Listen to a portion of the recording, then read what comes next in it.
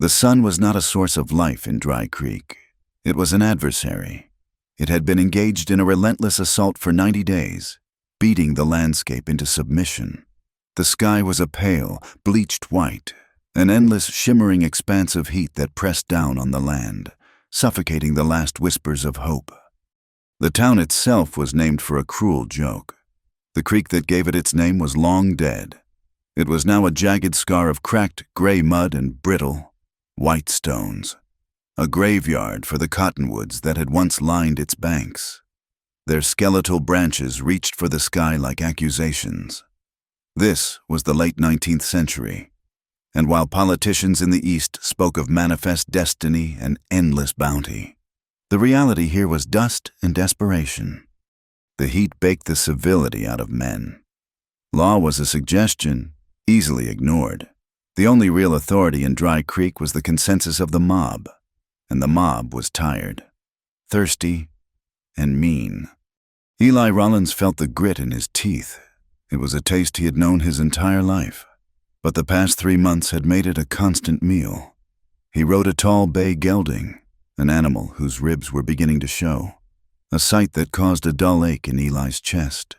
He had ridden 40 miles since dawn, 40 miles of shimmering heat waves and alkali flats, all for a few sacks of barley. His own stores were gone, victims of the drought and the weevils.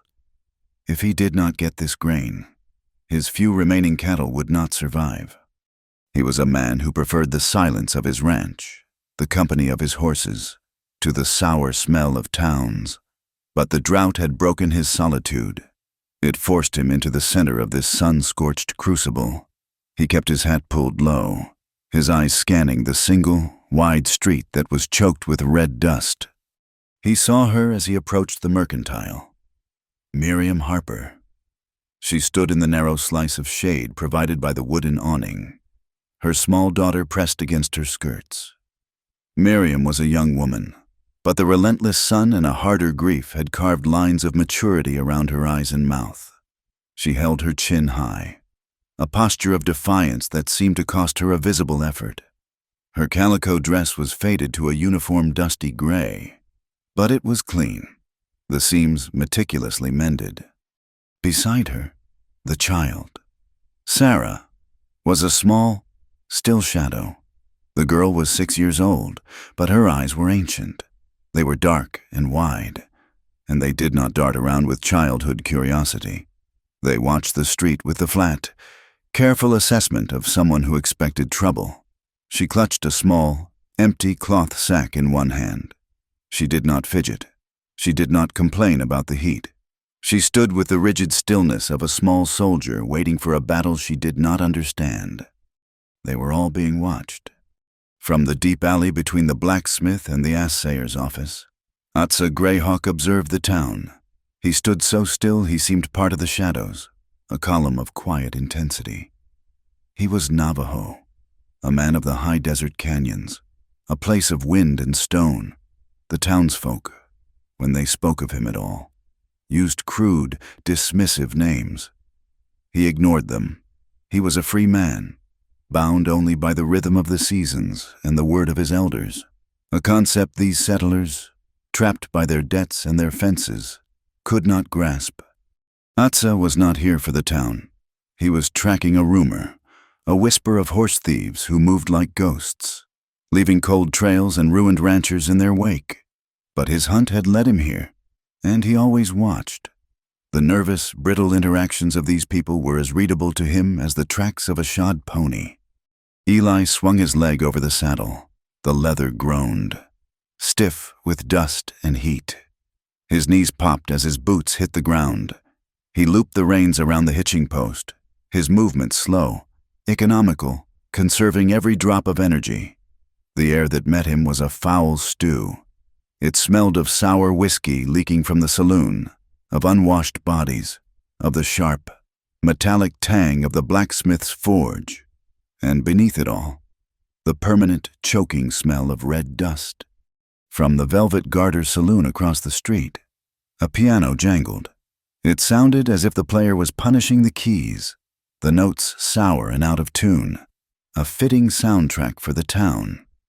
Eli knew Sheriff Watson was likely in there, nursing a warm beer. His badge, a small, tarnished token of forgotten authority. Watson was a weak man, a follower, a man who saw his job as simply managing the chaos rather than enforcing the law.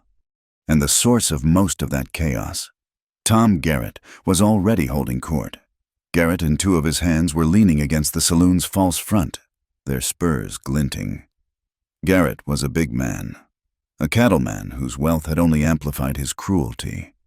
He was spitting tobacco juice into the dust, his laughter a harsh, braying sound that cut through the heat. He was a bully who fed on the fear of others. Dry Creek was a pressure cooker, a microcosm of the entire West. It was a place where desperation and opportunity collided, and desperation usually won. Traders like Chester Morrison, the owner of the Mercantile, squeezed the farmers who were already being bled white by the drought.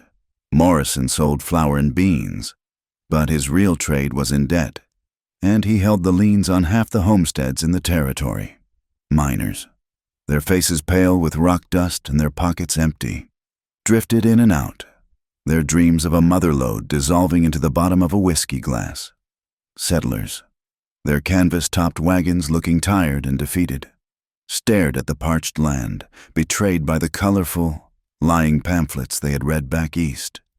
And then there were men like Atza, the first people, pushed to the margins, watching their world carved up by steel rails and barbed wire. The cultures did not blend here. They grated against one another, striking sparks. Today, the town's collective malice, its need for a distraction, was focused on Miriam Harper. The rumor was a new, ugly thing. It had begun 3 weeks ago, the day after her husband, Frank, was put in the ground. The official cause was fever, a sudden, violent sickness that the desert heat seemed to breed. But Frank Harper had not been a popular man. He was a drinker with a fast temper and slow payments. He had no friends. And Miriam, with her quiet pride and her refusal to perform a public spectacle of grief, had offended the town's sensibilities. The whisper started in the Velvet Garter. It likely came from Tom Garrett himself, who had made unwelcome advances toward Miriam when her husband was alive and been sharply rebuffed. It was not a fever, the whisper went. It was poison in his coffee. It was a lie, baseless and venomous. But in Dry Creek, truth was a heavy stone, while a lie was as light as a feather, carried on the hot wind. The town seized it. The rumor gave them something to talk about besides the dead crops and the empty sky. It made their own small, failing lives feel righteous in comparison. The rumor was a living entity now. It was a knife, and every citizen of Dry Creek took a turn twisting it in Miriam Harper's back. The other women, the wives of the shopkeepers and the farmers, pulled their skirts aside and crossed the street to avoid her. The men like Garrett, now looked at her with a new, dangerous speculation. She was not just a widow. She was the poisoner. She was tainted, fallen, and therefore, in their eyes, available for the taking. Atza Greyhawk watched Eli Rollins stand by his horse. Eli stretched his back, the muscles visible beneath his dusty, sweat-stained shirt. He adjusted his hat, and his eyes made another slow, deliberate sweep of the street. His gaze landed on Miriam and Sarah just as Tom Garrett's voice boomed across the dust, a crude joke aimed directly at the widow. Miriam flinched, a small, involuntary movement. Sarah burrowed deeper into her mother's skirts. Atza saw Eli's head turn. He watched the rancher's gaze lock onto Garrett, then move to Miriam. He saw the flicker of deep weariness in the man's posture. Eli was here for barley. He did not need this trouble. He had enough trouble with the sky and the dirt. This was the moment of choice. This was the moment that defined a man in this territory. Would he turn his back? Would he lower his eyes, walk into the Mercantile, mind his own business, and secure his own survival? That was the smart play. That was the Dry Creek way. Most men in this town had long since learned to look away. They studied their boots. They studied the horizon. They studied the bottom of a glass. But Eli Rollins did not move. He stood by his horse, a solid, unmoving figure in the blinding sun. He just watched. His eyes, Atza noted, were not like the eyes of the other men. They were not dull with whiskey, nor shifty with greed, nor weak with fear. They were just still, and they did not look away. Atza Greyhawk, a man who traded in patience, felt a flicker of something new. The horse thieves could wait. This rancher, this outsider, had just made the world interesting. He was a man who had ridden 40 miles for grain, but his eyes were fixed on a different kind of harvest, a harvest of dignity. And in this desert, that was a far more dangerous crop to tend. Eli finally took a slow breath, the air burning his lungs. He stepped away from his horse, placing himself in the open, a silent counterpoint to the harsh laughter from the saloon. The air crackled, and the only sound was the out-of-tune piano, courageously, or perhaps drunkenly, filling the sudden, heavy silence. Eli pushed open the door to the mercantile. A small bell, coated in dust, gave a dull, choked jingle. The air inside was hotter than the street, thick with the smells of stale tobacco, coffee beans, brine from the pickle barrel, and the faint, sweet scent of rotting potatoes. Chester Morrison stood behind the counter, a man whose body was soft but whose eyes were hard. He was polishing a pair of spectacles, his ledger open beside him. He represented the other, quieter form of violence in Dry Creek, the slow strangulation of debt. Miriam Harper stood before him, her back to the door. Sarah was a fixed point at her side, her small hand clutching her mother's skirt. "The flour is 20 cents, Mrs. Harper," Morrison said, his voice just loud enough to carry to the two idle miners loafing by the cracker barrel at the back. "Same as it was last week. Same as it will be next week, provided the freight wagons get through." I have 10 cents, Mr. Morrison." Miriam's voice was low, but it did not tremble. "I can bring the rest tomorrow. My neighbor, Mrs. Gable, she has some mending for me." "Tomorrow," Morrison said, placing his spectacles on his nose and looking at her as if she were a column of figures. "You said that last week, ma'am, about the salt pork, and the week before about the lamp oil. The book says you are $3.40 into my debt already. Credit is closed."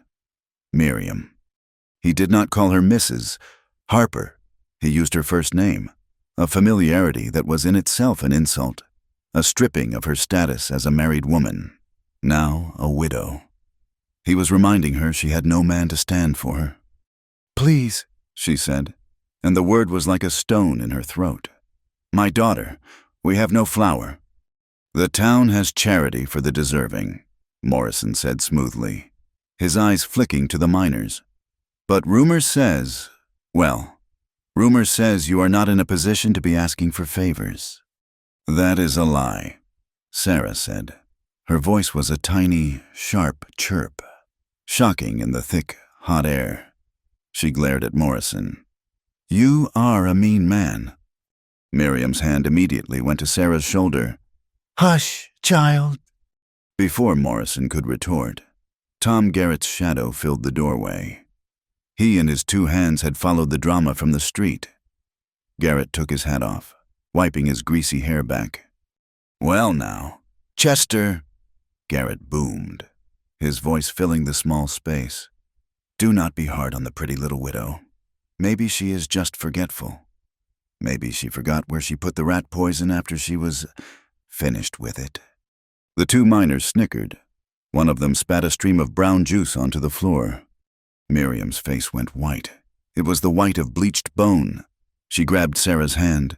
"We are leaving." She turned, her pride a brittle shield, and walked straight into Eli Rollins.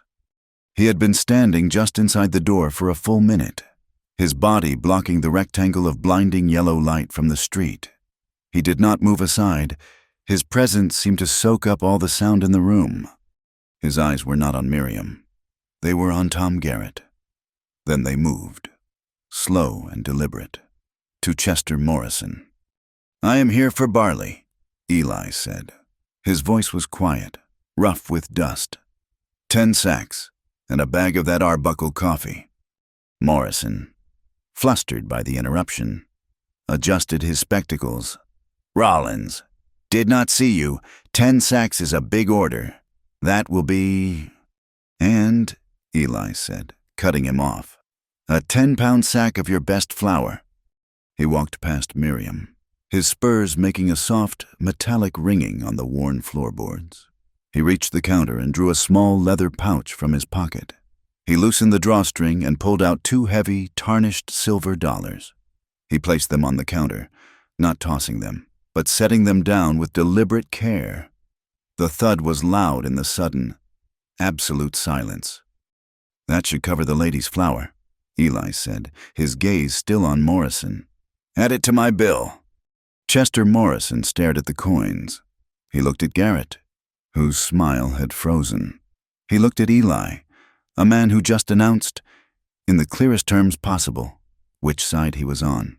The line had been drawn, right there on the pine counter, drawn in silver. Tom Garrett took a step forward. Now, you hold on. Rollins, what business is it of yours? You buying favors from the town murderess? Eli did not turn. He kept his back to Garrett, a gesture of contempt more profound than any insult. He spoke only to the shopkeeper. My barley, Mr. Morrison. Garrett's face flushed a dark, angry red.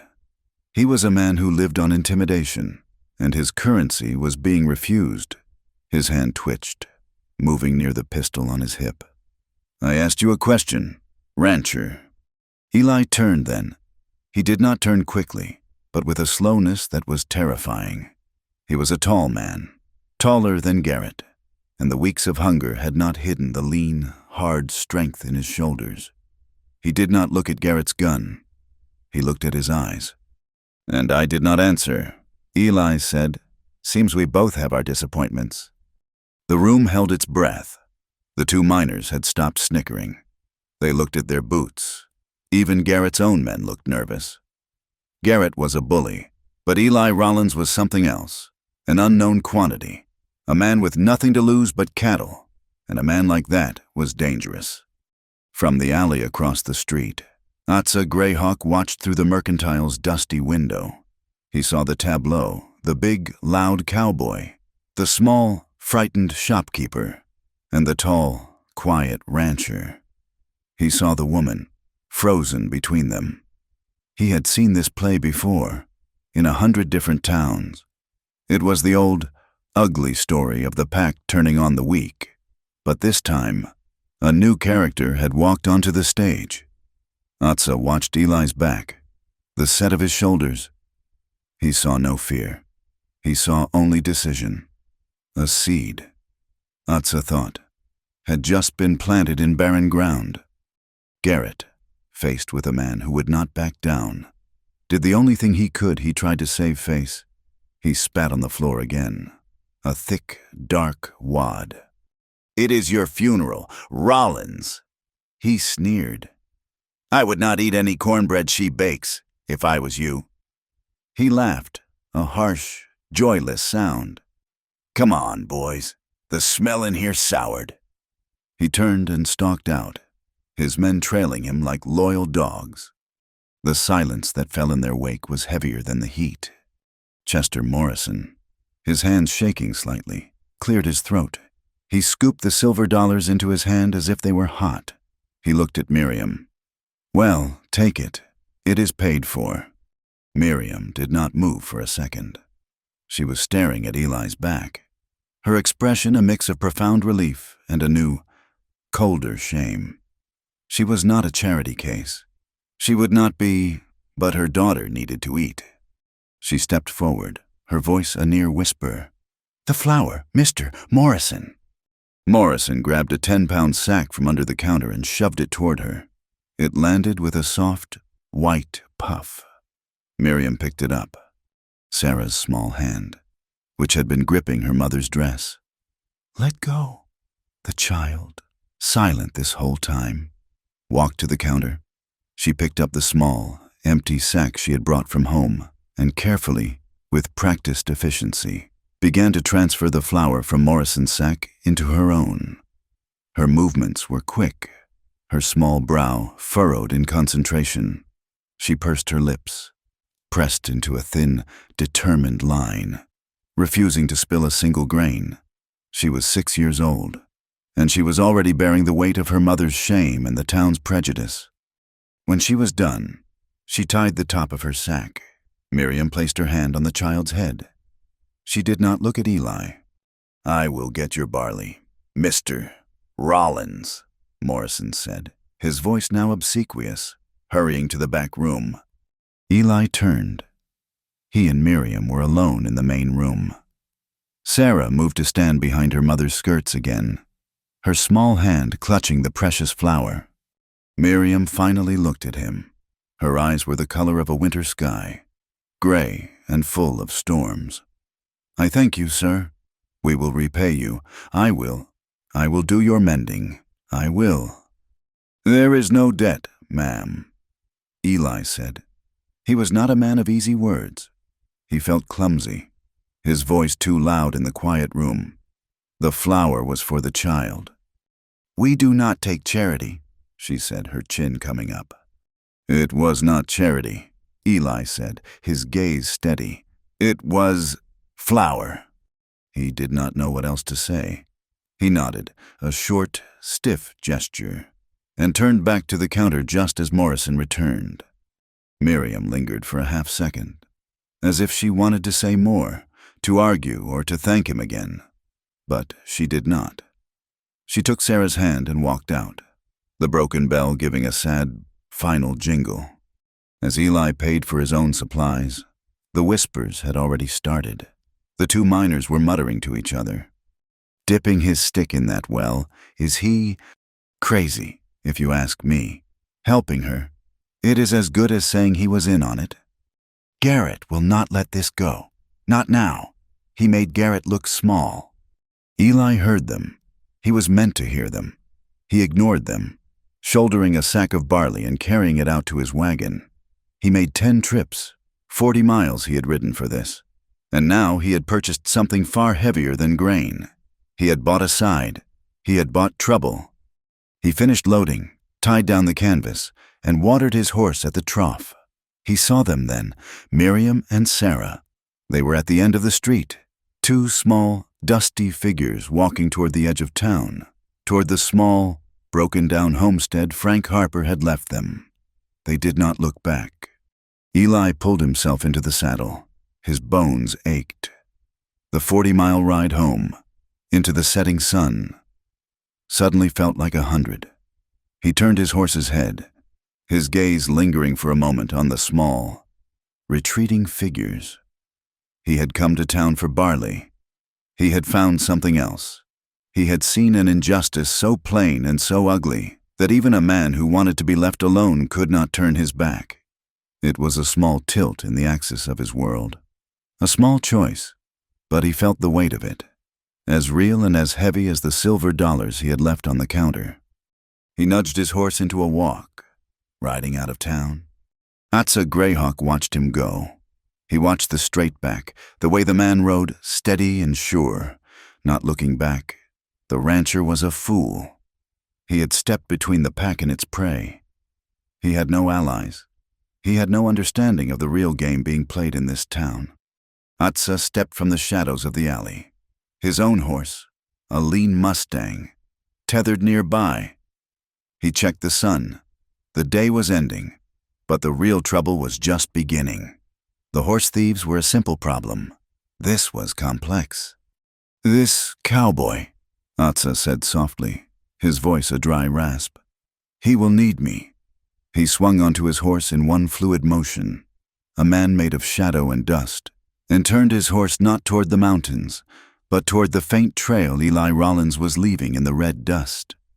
The moon, when it rose, was a pale, sickly yellow, offering little light and no relief.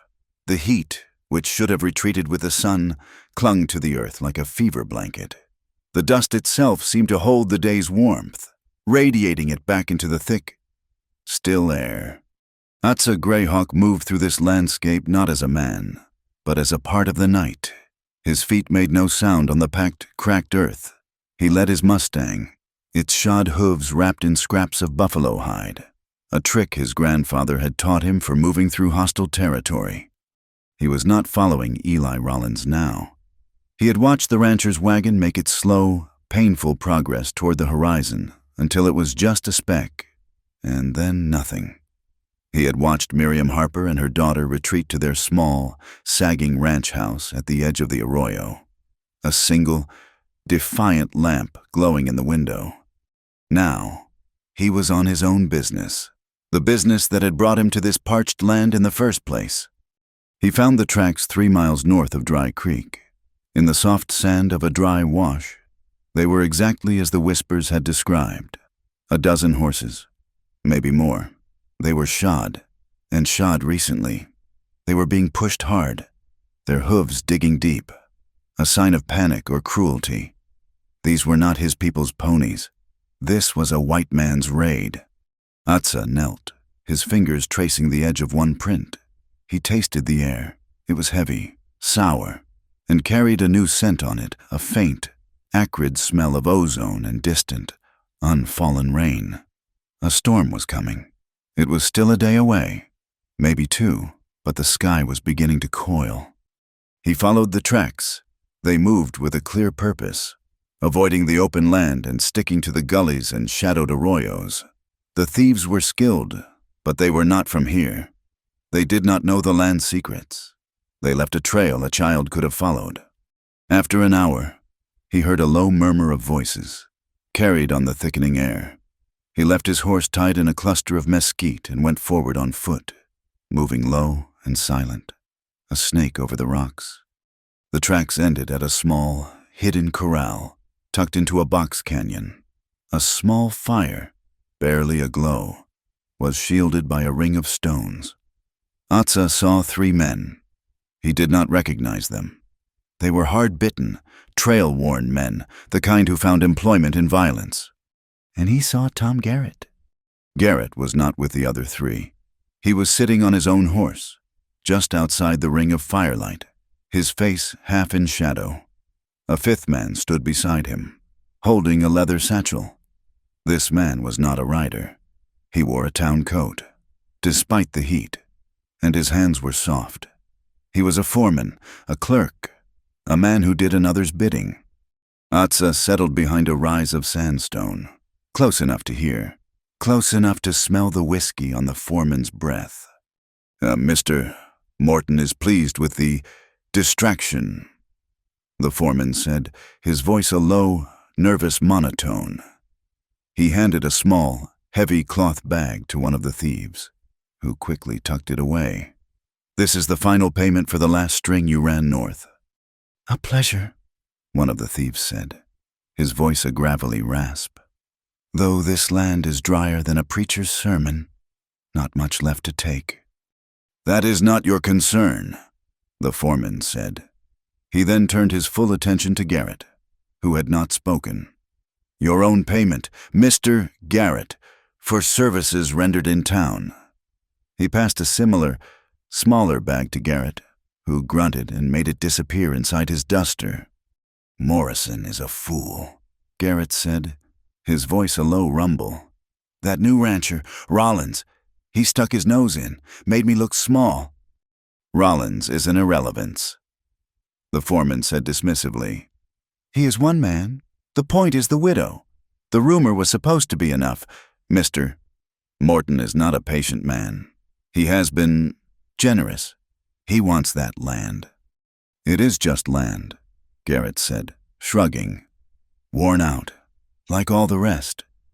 The foreman gave a short, dry laugh. You think this is about cattle graze? You are a fool.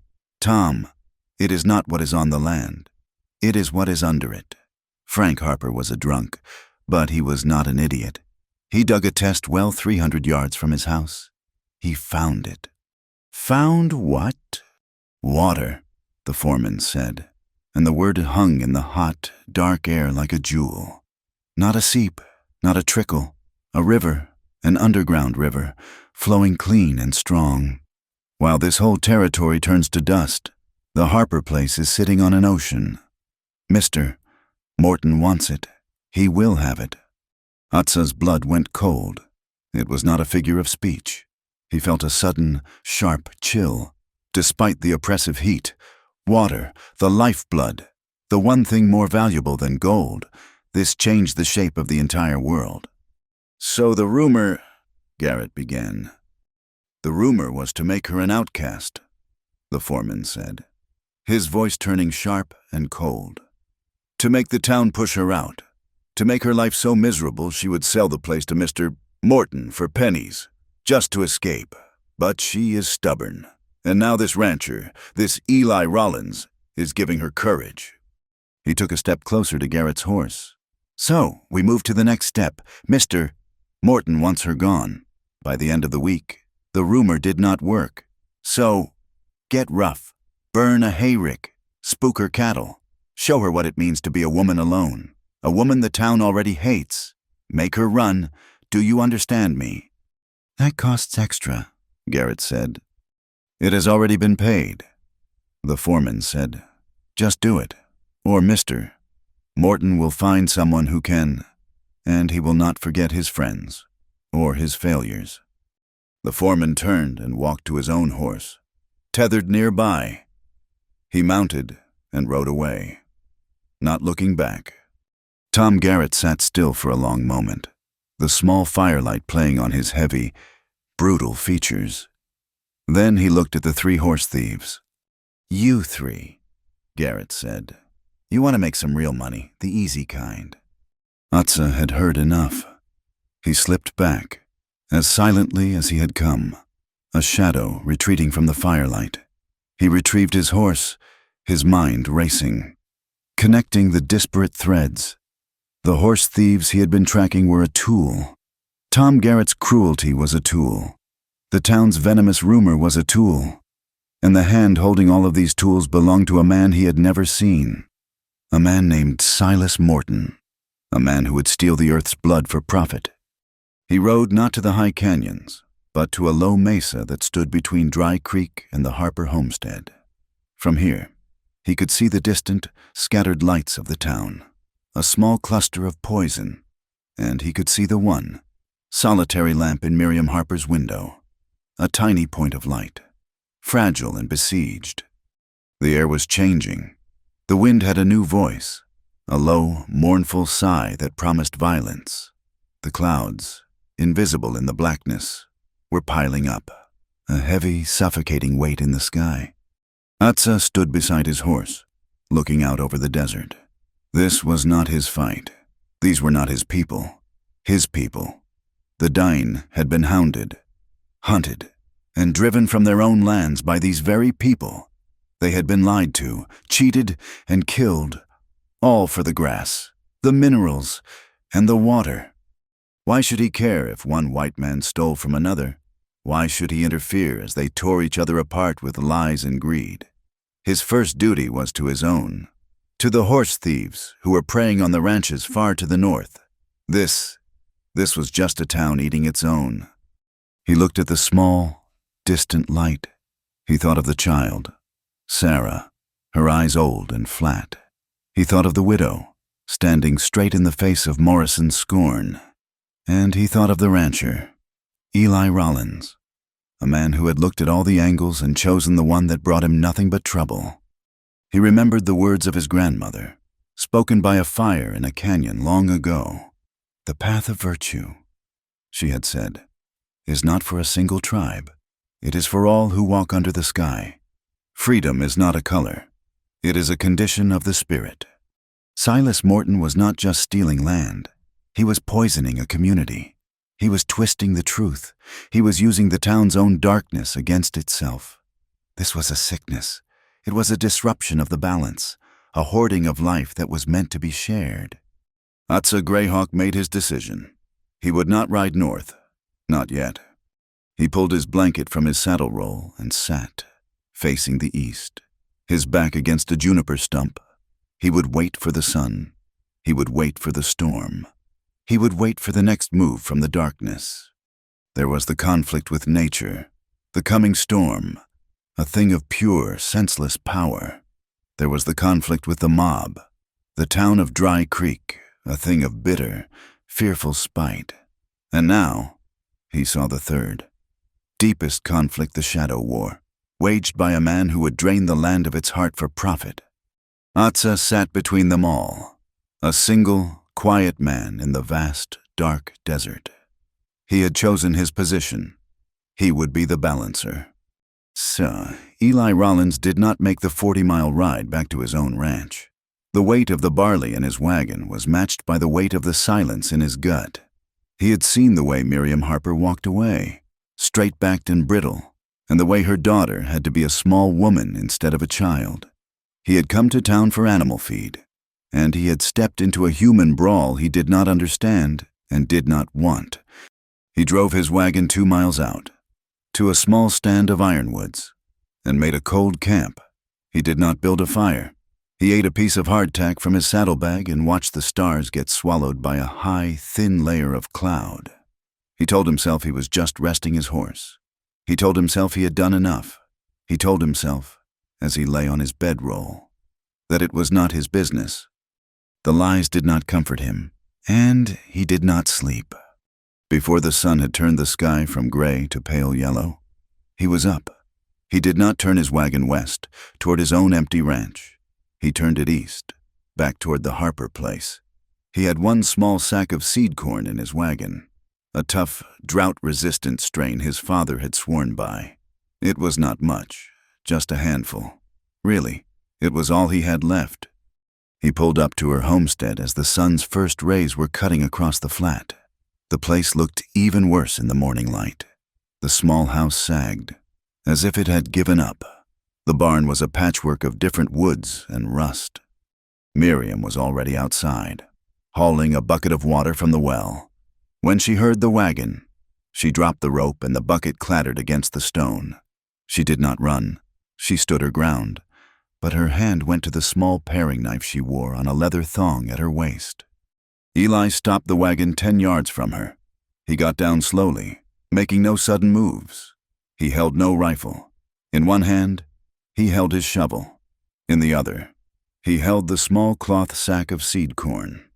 She watched him. Her eyes narrowed, her hand still on the knife. "What do you want?"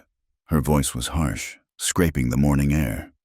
"If you are here for payment for the flour, I do not have it." "I am not," Eli said. He stopped a few feet away, close enough for her to see what he held. He held up the sack. "This seed is useless in my barn. It might be useful in your soil." Her eyes flicked from his face to the sack. Suspicion, deep and earned, was carved into her features. "More charity, I told you, Mr. Rollins. We do not take—" "It is not charity," he said, his voice firm, cutting her off. "It is just planting. This land is dying of thirst, but so is mine. We plant deep. We pray for a little rain. If we do not plant, we do not eat. That is not charity. That is just the plain fact of the matter." He looked past her, at the small, fallow patch near the house that must have been her garden. It was hard, cracked dirt. "This corn," he said, gesturing with the sack. "It knows how to be thirsty." Miriam looked at him for a long, silent minute. She looked at the shovel. She looked at the small sack. She looked at his eyes, which were as tired and as steady as her own. Slowly, her hand dropped from the knife.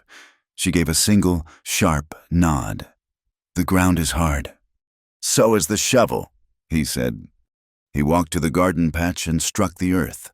The impact jarred his arms. It was like digging into pottery. He set his boot on the shovel's shoulder and put his full weight into it. The blade sank 2 inches. "We need a furrow," he said, more to himself than to her. "A deep one, to catch and hold whatever moisture finds its way here." He worked for 10 minutes, sweat already plastering his shirt to his back, carving a single, deep, straight line in the stubborn dirt. When he stopped to wipe his brow, she was beside him. She was holding a rusty hoe. "Show me," she said. He did. He showed her how to use the shovel's weight, how to break the clods of dirt, how to make a trough that was deep enough to cradle a root against the sun. She learned fast. She was strong. Her hands were calloused, and she did not waste a single movement. They worked in silence, the only sound the rhythmic chunk and scrape of steel against dry earth. Sarah came to the doorway, a small figure in a gray shift, her hair uncombed. "You stay inside. Sarah," Miriam called, not looking up from her work. "Let her come," Eli said, his voice muffled. He was bent double, pulling at a stubborn root. "She needs to learn, same as us." He looked at the child. "We need a seed dropper. That is the most important job of all." Sarah looked at her mother, who hesitated, then nodded. The child came forward, her bare feet silent on the dust. Eli tore a small piece of cloth from the seed sack and gave it to her. "We need 2 seeds, he said, holding them up. "Not 1, not 3, 2, 1 for the worms, 1 for the sky. You walk behind your mother. Where she makes the dirt smooth, you drop 2 seeds. Can you do that?" The girl's old, solemn eyes looked at the seeds. She nodded. "Hold them in your skirt," Miriam said, her voice suddenly softer. "Like this." She helped her daughter fold the hem of her small dress into a makeshift pouch. And so they formed their line. Eli broke the ground, digging the deep furrow. Miriam followed, crumbling the earth with the hoe, preparing the bed, and behind her, a small, serious child walked, holding her skirt full of hope, carefully dropping 2 seeds at a time into the dark, thirsty soil. They worked all morning. They formed a silent family, bound not by blood, but by the shared labor of defying the desert. From his vantage point on the mesa, Atza Greyhawk watched. He had seen the rancher's wagon arrive and had expected a brief, angry confrontation. Instead, he saw the 3 figures bend their backs to the earth. He saw the new, dark lines appear in the dirt. This was not a simple act of kindness. This was an act of joining. The rancher was planting his own roots, whether he knew it or not, in the same soil that Silas Morton coveted. Atza respected the act. It was honest. He rode his Mustang down the hidden trail later that afternoon, when the sun was a white-hot hammer. He moved unseen, a ghost at the edge of their vision. He found the Harper barn. He saw the small, sway-backed pony Sarah sometimes rode. It looked weak, its coat dull. Near the barn door, he dismounted. From his own medicine pouch, he took a tight bundle of dried sage, the kind his people used to break fevers and clear the lungs. He placed it on a clean stone by the door, where it would be found. He did not know if the child was sick, but the house itself felt sick. The gesture was a quiet acknowledgement, one warrior to another. He left as silently as he had come. As the afternoon wore on, the sky began to change. The bleached white turned to a bruised, heavy purple at the edges. The air became still, too still, and carried the sharp, electric smell of ozone. Eli finished the last furrow. "That is all the seed," he said. He looked at the sky. "And we are going to get a storm." Miriam looked up, her hand shielding her eyes. "We have prayed for rain." "This is not praying rain," Eli said, his voice grim. "This is a brawler." He looked at her sagging house, at the rotten shingles. "I will sleep in the barn, just to see the storm through." She opened her mouth to argue, to insist she owed him nothing more, to tell him to go, but she looked at the sky, and she was afraid. She looked at Sarah, who was already leaning, exhausted, against Eli's leg. She closed her mouth and nodded. The night did not fall. It collapsed. The wind came first, a low, rising howl that tore at the house, shrieking through the cracks in the walls. Then the thunder. Not a rumble, but a sharp crack, as if the sky itself was splitting open. And then the rain. It was not a gentle, healing shower. It was a deluge, a solid, heavy sheet of water that hit the ground like bullets. Eli was in the barn, checking on Miriam's two thin cows and his own horse. When he heard it, it was a sound he knew. The sound of wood giving way under a load it could not bear, a tearing, splitting crack, followed by a heavy, sodden crash. He was out the barn door before the sound had even finished, running through a river of mud, the wind tearing at his clothes. He did not knock. He threw his shoulder against the house door, and it burst open. The scene was chaos. A huge section of the roof had caved in, right over the main room. Water, mud, and splintered wood were everywhere. Miriam was standing in the corner, her body shielding Sarah, who was clinging to her, screaming. They were soaked, and the room was collapsing around them. Eli did not say a word. He crossed the small room in 2 strides. He scooped Sarah up into his arms. The girl, terrified, wrapped her small limbs around his neck, burying her face in his shoulder. He grabbed Miriam's arm. The barn now. She did not argue. He half dragged, half carried them through the driving rain, their feet sucking at the mud. The wind howled like a living thing, trying to rip them apart. He threw them into the relative darkness and safety of the barn. The animals were terrified, their eyes wide. Miriam collapsed onto a pile of dry hay, shaking violently, pulling Sarah close. The child was crying, a high, thin wail of terror. Eli took a breath. He was soaked to the bone. His own coat was a heavy, useless weight. He stripped it off, the heavy canvas dripping. He walked over to Miriam and Sarah. They were huddled together, shivering, their dresses soaked. He draped his heavy coat over both of them. "But you," Miriam began, her teeth chattering. "You will freeze." "Do not argue," Eli said, his voice a low command. "The girl needs the warmth more than I do." He found the old steel drum in the corner. He smashed a broken crate for kindling and, with his back to them, used his flint and steel. It took several minutes, his numb fingers fumbling, but finally, a small, brave flame caught. He fed it, and the fire grew, a small, dancing light in the vast, stormy darkness. The firelight cast huge, flickering shadows on the walls. The storm raged outside, a wild symphony of wind and water. Inside, there was only the sound of the fire and Sarah's small, hitching sobs. Miriam stared into the flames. She was no longer shaking, but a deep, cold despair had settled over her. "The roof," she said, her voice flat, all the life gone from one. "It is half gone." Eli stood by the fire, feeding it small pieces of wood. His face was lit from below, his expression carved in shadow.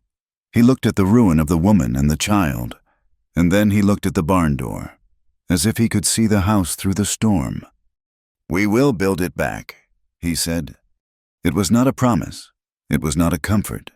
It was a statement of fact, as solid and as unmovable as the earth beneath them. Outside, in the lashing rain, Atza Greyhawk huddled in his blanket, sheltered by a granite overhang. He had watched the light in the house, seen it extinguished, and then seen the new, smaller light appear in the barn. He had also seen the 4 riders. He had seen them approach the homestead, their forms blurred by the rain. They were the men from the canyon, Garrett's men, come to do Morton's work. They had circled the property, using the storm as cover, their intent a dark, ugly thing. But the sudden, violent collapse of the roof had surprised them. They saw the light in the barn. They saw the rancher's wagon, a dark shape against the fence. This was not a frightened woman alone.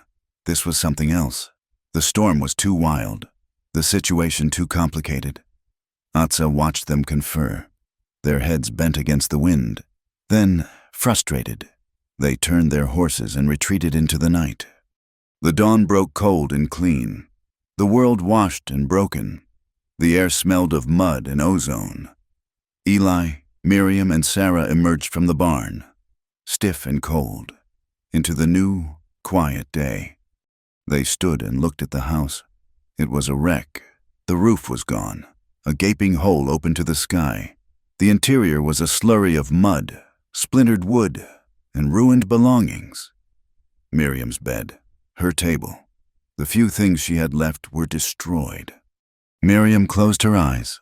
Her shoulders, which had been so straight, finally slumped. Eli said nothing. He looked at the destroyed house. Then he looked at the garden. The furrows they had dug were now filled with dark, precious water. The seeds were safe. He turned and looked at the barn. "The barn is standing," he said. He walked over and picked up the shovel, which had been tossed aside in the storm. He handed the hoe to Miriam. "The seed is watered. We have work to do." Eli's wagon rumbled. It was the only sound in the washed, raw morning. He left Miriam and Sarah in the barn, a pot of coffee brewing on the small fire he had built, and took his wagon not west to his own ranch, but east, back toward Dry Creek. Miriam watched him go. She expected nothing. He had paid for flour. He had helped plant seed. He had saved her child from a collapsing house. The debt was all hers, and it was a mountain. He owed her nothing more. He would ride back to his own life, and she would be left with the ruin. She turned from the barn door and looked at the house. It was a skeleton, picked clean by the storm. She pulled on her husband's old work gloves, the fingers too long, and walked to the wreck. Sarah followed, her small face grim, holding the rusty hoe. They began to salvage, pulling sodden blankets and splintered chairs from the mud, a task so hopeless it was absurd. It was Sarah who found it, by the barn door, on the one clean stone, a small, tight bundle of dried sage, bound with sinew. "Mother, what is this?" Miriam picked it up. She crushed a leaf between her fingers, and a sharp, clean, camphorous smell cut through the stench of mud and rot. It was a healing herb, a gift of intention. She looked around at the empty horizon, confused. The world had taken everything from her, and now a stranger had left her a gift. She was still holding it when she heard the wagon.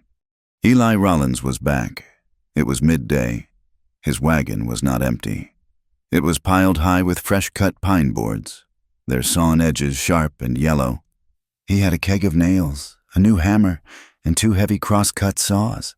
He had taken the last of his credit in town, the credit he needed for his own ranch, and spent it on her. He pulled the wagon to a halt. He did not offer explanations. He got down, took his hammer, and looked at the muddy, hopeless ruin. "We should start with the main beams," he said. Miriam stood frozen for a beat, the sage still in her hand. Then she let it fall. She tucked the bundle into her apron pocket and walked to the wagon. She put her gloved hands on one of the new, clean boards. It was heavy, and it smelled of pine, the smell of a future. "Sarah," Eli said, pulling the small, heavy keg of nails from the wagon bed. "I need these counted, into piles of 10. Can you do that? It is a very important job. We cannot run short." The girl's serious face nodded. She sat on a dry patch of ground, the small keg between her knees, and began her task. She laid the nails out in neat, careful rows in the dirt, her small lips moving as she counted. She was not just counting nails. She was counting the moments until her house was back. She was counting on hope. They worked. The sun came out, hot and bright, turning the mud to sticky clay. Eli was strong, and he knew how to force his will on the world with a hammer. But he was building by instinct. The angles were wrong. The main crossbeam he was trying to raise was too heavy, and it would not balance.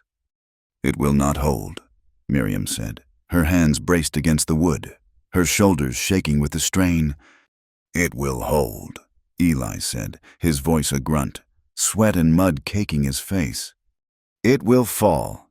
You are fighting the weight, not using it." A third voice, quiet and dry as the dust, cut through their argument. "He is right, and you are right." They both turned. Atza Greyhawk was standing 10 feet away. He had not ridden up. There was no sound of a horse. He simply was. He stood by the arroyo, his arms crossed. He wore no paint, and his hair was bound in 2 simple wraps. He looked at the house, then at Eli, then at the beam. "I am Atza Greyhawk," he said. His voice was calm, a statement of fact, not an introduction. Eli lowered the beam to the ground. He had his hammer. Atza had a rifle looped on his back and a knife at his belt. They were two men, and the air was tense. "I know the roof," Atza said, as if this explained his presence. He walked forward, his steps silent, and placed his hand on the warped pine. "You build like a man who knows cattle. You do not know the wind. The wind in this place is a wolf. It finds one loose board, and it eats the whole house." He looked at Eli. "I know how Flat Roof handles the wind." Eli looked at this man, an indigenous man, a stranger. The town had taught him to distrust, to fear, but the town had also taught him that the town was wrong. This man's eyes were clear, and they held no malice. They held only knowledge. "Show me," Eli said. Atza did. He did not take the hammer from Eli. He directed. He showed him how to reset the main posts, how to brace them against the sounder part of the existing foundation. He showed him how to notch the beams, to make them lock together, so the weight was shared. He produced, from a pouch, a long, thin coil of treated rawhide. "The nail is a white man's trick," Atza said, deftly lashing a key joint. "It is stiff, it fights the wind, and so it splits the wood. The hide is better. It is strong, but it is flexible. It moves. It lets the house breathe." He pulled the knot tight with a single, fluid motion. "So the storm only sings," Atza said, looking at the joint. "It does not bite." The three of them worked. Miriam was the supply line, fetching the boards, holding them steady while Eli sawed.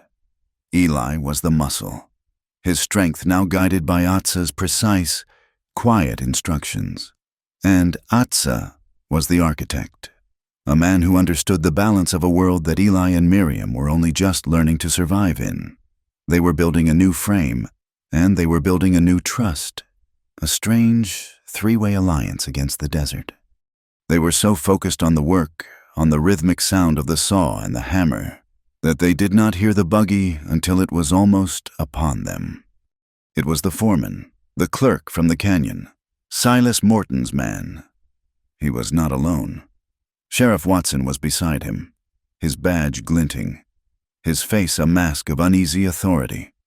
The foreman, whose name was Blevins, did not get down. He held the reins, looking at the scene with a sneer.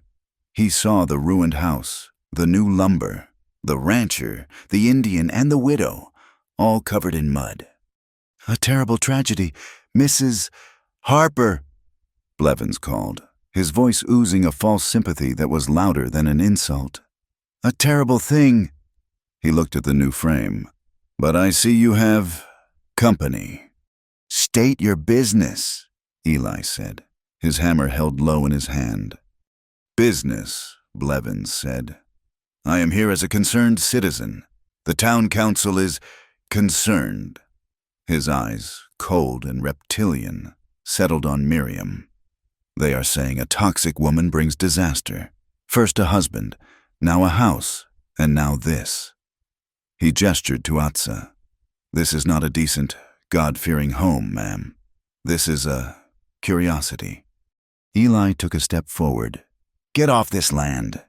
Sheriff Watson held up a hand, his face flushed. "Now, Rollins, hold on, be reasonable." He finally looked at Eli, but his eyes were shifty, unable to hold his gaze. "The foreman is just saying what everyone is thinking. The town's decency. Eli, it is at stake. Your association with Mrs. Harper is stirring up all kinds of talk. It is unseemly. People are saying you have just moved in with him." He nodded at Atza, unable to hide his disgust. "I am asking you, as the sheriff," Watson said, trying to sound firm, "to stop this, to go back to your ranch. Let the town handle this situation." "Handle it how? Sheriff," Miriam's voice cut through the air, as sharp and clean as an axe. She stepped out from behind the frame, her gloved hands on her hips, her dress caked in mud. "Handle it like you handled the lies by letting my child sleep in a wet barn, by letting Mr. Morrison tell me my daughter is not worth a bag of flour." Watson had no answer. He looked at his boots. Blevins just smiled. "Mr. Morton is a generous man. He is a pillar of the community.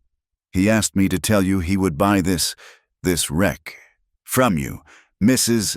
Harper, for a fair price. Give you enough to get a stagecoach ticket somewhere else. Somewhere. Healthier."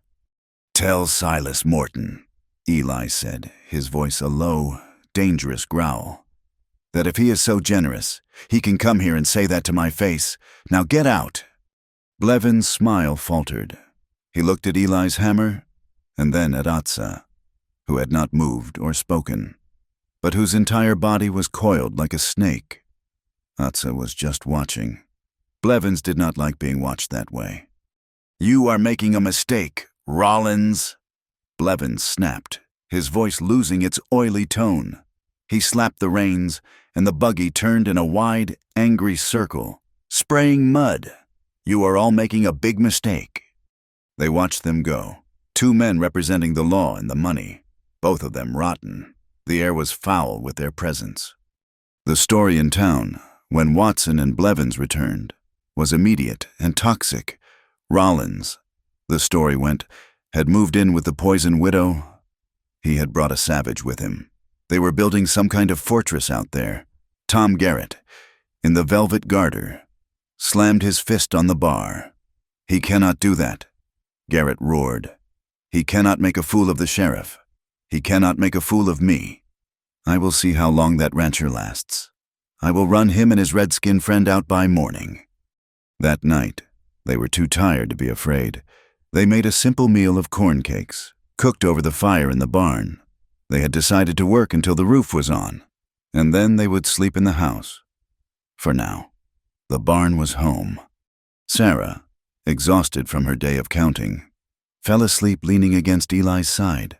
Her small head rested on his thigh, a profound, simple gesture of trust that made his throat tighten.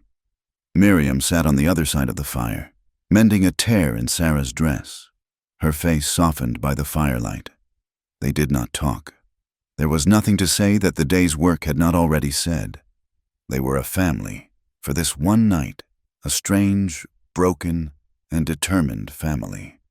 The first rock hit the barn wall with a sound like a gunshot. Eli was on his feet, rifle in hand, before the sound had faded. Sarah woke with a small cry. Miriam grabbed her, pulling her into the deepest shadows of the stalls. "Stay here," Eli whispered. "Bar the door." Another rock hit, harder, splintering a board. A chorus of drunken yells came from the darkness. "Poisoner! Widow Harper, show us a trick. Rollins, come out and play with your new friends." Eli slipped out the side door, a shadow moving into the darkness.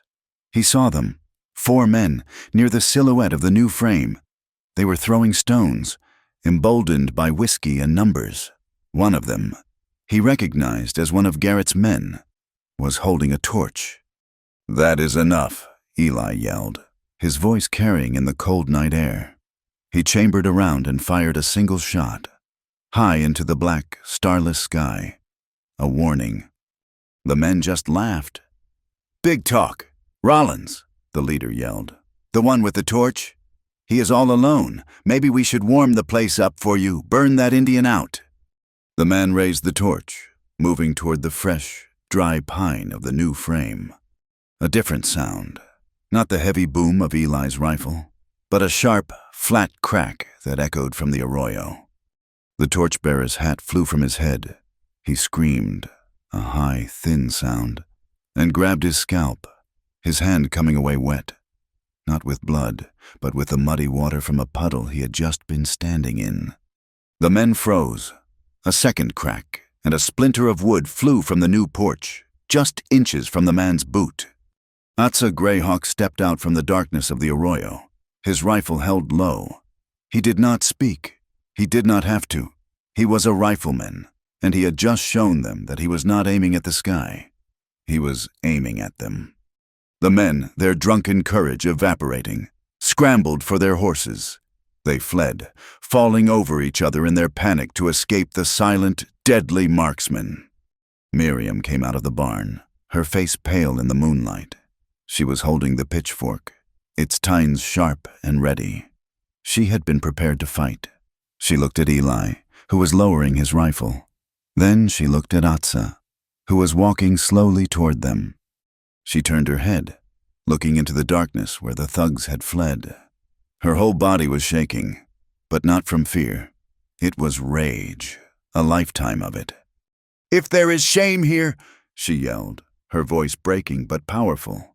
"It is your shame, not mine. Do you hear me? It is your shame." The silence that answered was profound. Atsa stopped, his gaze moving from Eli to Miriam. He looked at the half-built house, at the bullet hole in the hat on the ground. "That was Garrett," he said, his voice low. "But the hand is Morton's." Eli nodded, reloading the empty chamber. "I know." "They will not stop," Atsa said. "This is not just rumor. You know this. It is land, it is water, and it is power." He looked at the new frame, dark in the moonlight. "They will not stop with stones." The work on the roof frame was slow and brutal, and it used up everything. By the third day, the last of Eli's nails was gone, and the small supply of flour they had was a dusty film at the bottom of the sack. The new wood, a skeleton of hope, stood exposed under the sun, waiting. "I have to go back," Eli said. He was standing by his wagon, his face grim. Miriam came out of the barn, wiping her hands on her apron. The bundle of sage Atsa had left was tucked in the pocket, a small, constant comfort. "No," she said. Her voice was flat. "You cannot. After last night, they will be waiting." "They will be waiting," Eli agreed. "And if I do not go, they win. The roof stays open. You and Sarah stay in a barn. They will have starved us out, just like they planned." He looked at her, his gaze steady. "I came into this, Miriam, and I will see it through." This was the truth that had settled in his bones. It had all started because he rode into town for grain, a simple, selfish act of survival. But the look in her eyes that day, the quiet, defiant set of her chin as she faced Morrison's scorn, that had changed him. He had left town that day with more than barley. He had left with a promise, unspoken but real. A promise to himself that he would not just look away. Now, that promise was a roof beam, waiting to be set. "Atsa is gone," she whispered, a new fear in her voice. The Navajo warrior had vanished before dawn, as silently as he had arrived, leaving only the lashed, secure joints of the new frame. "He will be back, or he will not," Eli said, checking the empty bed of his wagon. "It does not matter. This is not his fight to finish. It is mine." He rode in alone. The sun was high, a hot, white eye. The town of Dry Creek seemed to be holding its breath. He passed no one on the trail. When he reached the main street, it was empty. The heat baked the dust, and the saloons, usually noisy even at this hour, were quiet. He tied his horse to the hitching rail in front of the mercantile. The silence was a living thing, coiling around him. He stepped onto the boardwalk, his boots loud in the stillness. He pushed open the door. The bell gave its dull, sick jingle. Chester Morrison was behind the counter, pretending to stack cans. He was sweating, and his hands trembled. "Rollins," he said, his voice a squeak. I did not expect you." "Nails," Eli said. "A 20-pound keg, and 50 pounds of flour." "Right," Morrison said, his eyes darting to the back room, then to the front window. "Right, of course." He fumbled under the counter, his hands shaking so badly he dropped the scoop. "Look, Rollins, maybe you should just go. There is nothing here for you." "Just the nails, Morrison?" "He is not listening. Chester. Tom Garrett's voice boomed from the back room. The back door, the one that led to the loading dock and the alley, slammed open. Garrett stood there, blocking the light. He was not alone. 4 of his men, the same ones from the other night, fanned out behind him. They were not drunk this time. They were sober, and their eyes were flat and mean. "You should have listened to the shopkeeper, Rollins," Garrett said, a cold smile on his face. "You are just too dumb to take a hint." Morrison, his face the color of ash, dove under the counter, a small, cowardly whimper escaping him. "This is not town business," Eli said, his hand moving not toward his gun, but toward the heavy axe handle that was leaning in the barrel by the door. "This is just you, Garrett, a bully with a pack." "This," Garrett said, taking a step forward, "is a lesson." They came at him. Eli grabbed the axe handle and swung it in a wide, vicious arc. The first man caught it in the ribs and went down, gasping. A second man grabbed the handle, and a third punched Eli hard in the jaw. Eli's head snapped back. The taste of blood, sharp and coppery, filled his mouth. He let go of the handle and drove his fist into the second man's stomach. He was a rancher. He was strong from a life of hard, unforgiving labor. But he was one man, and they were 4, and they were fighting with the desperate, ugly energy of men who were being paid for it. Someone kicked the back of his knee, and he buckled. A fist hit him in the side, just below the ribs, and he felt a sharp, white-hot crack. He gasped. The air punched from his lungs. He was on one knee, the world a dizzying swirl of dust, motes, and angry faces. Garrett, who had not moved, laughed. "Not so big now. Are you Rollins?" He picked up the heavy axe handle. "This is for making me look small." He raised it high, a finishing blow. He never swung it. Atza Greyhawk was not there. And then he came not from the front door, or the back, but from the side, a shadow detaching itself from the shelves. He must have been inside the store the whole time, watching, waiting. He did not use his rifle. His movements were a blur, a form of combat that was not brawling. It was a science of elbows, knees, and terrible, precise leverage. The man on Eli's right turned, and Atza struck him under the chin with the heel of his hand. The man's head snapped back with a sick click, and he was unconscious before he hit the floor. Another man, the one who had kicked Eli, drew a knife. Atza grabbed the man's wrist, not to stop the knife, but to guide it. He twisted, using the man's own momentum, and the man screamed as his elbow joint was pushed past its limits. The knife clattered to the floor. Atza finished it with a swift, hard knee to the man's chest, and he collapsed, broken and wheezing. It had taken less than 5 seconds. Now it was 2 against 2. Eli, pushing himself up, his side on fire. Atza standing still, his breathing unchanged, and Garrett, his face a mask of disbelief and rage, his axe handle still raised. His last man looked from Atza to the door, his courage gone. The fight had spilled into the street. The entire town was watching. Sheriff Watson came puffing up, his gun in his hand. He fired it, once, into the pale, hot sky. Stop this in the name of the law." His voice was a weak, panicked thing, and his eyes, they were not looking at the fighters. They were looking past them, across the street, to the balcony of the Velvet Garter. Blevins, Morton's man, was standing there, a small, dark suit in the sun. He was just watching, his face impassive. Sheriff Watson had seen him. The shot was not for justice. It was a performance for the man who pulled his strings, a desperate signal that he was trying to maintain control. Garrett saw it, too. He saw the sheriff, he saw Blevins, he saw Atza, and he saw Eli, who was standing tall again, though it was visibly costing him. Eli spat a gob of blood onto the dust of the mercantile's floor. "Beating me," Eli said, his voice a low, raw rasp that cut through the silence. "Beating me does not change the truth. He took a ragged breath, the pain in his ribs a bright, sharp fire. It just proves you are a coward who needs a pack. Garrett looked at the axe handle in his hand. He looked at his 2 men on the floor, groaning. He looked at Atsa, who had not moved a muscle, but whose eyes promised a violence Garrett did not want to face. He threw the axe handle down.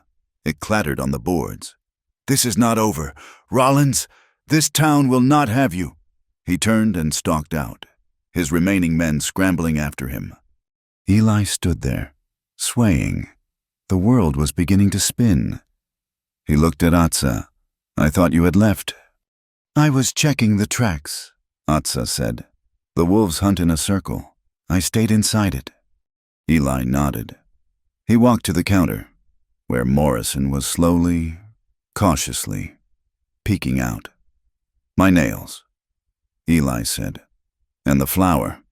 He drove the wagon back to the Harper place, his body a symphony of pain.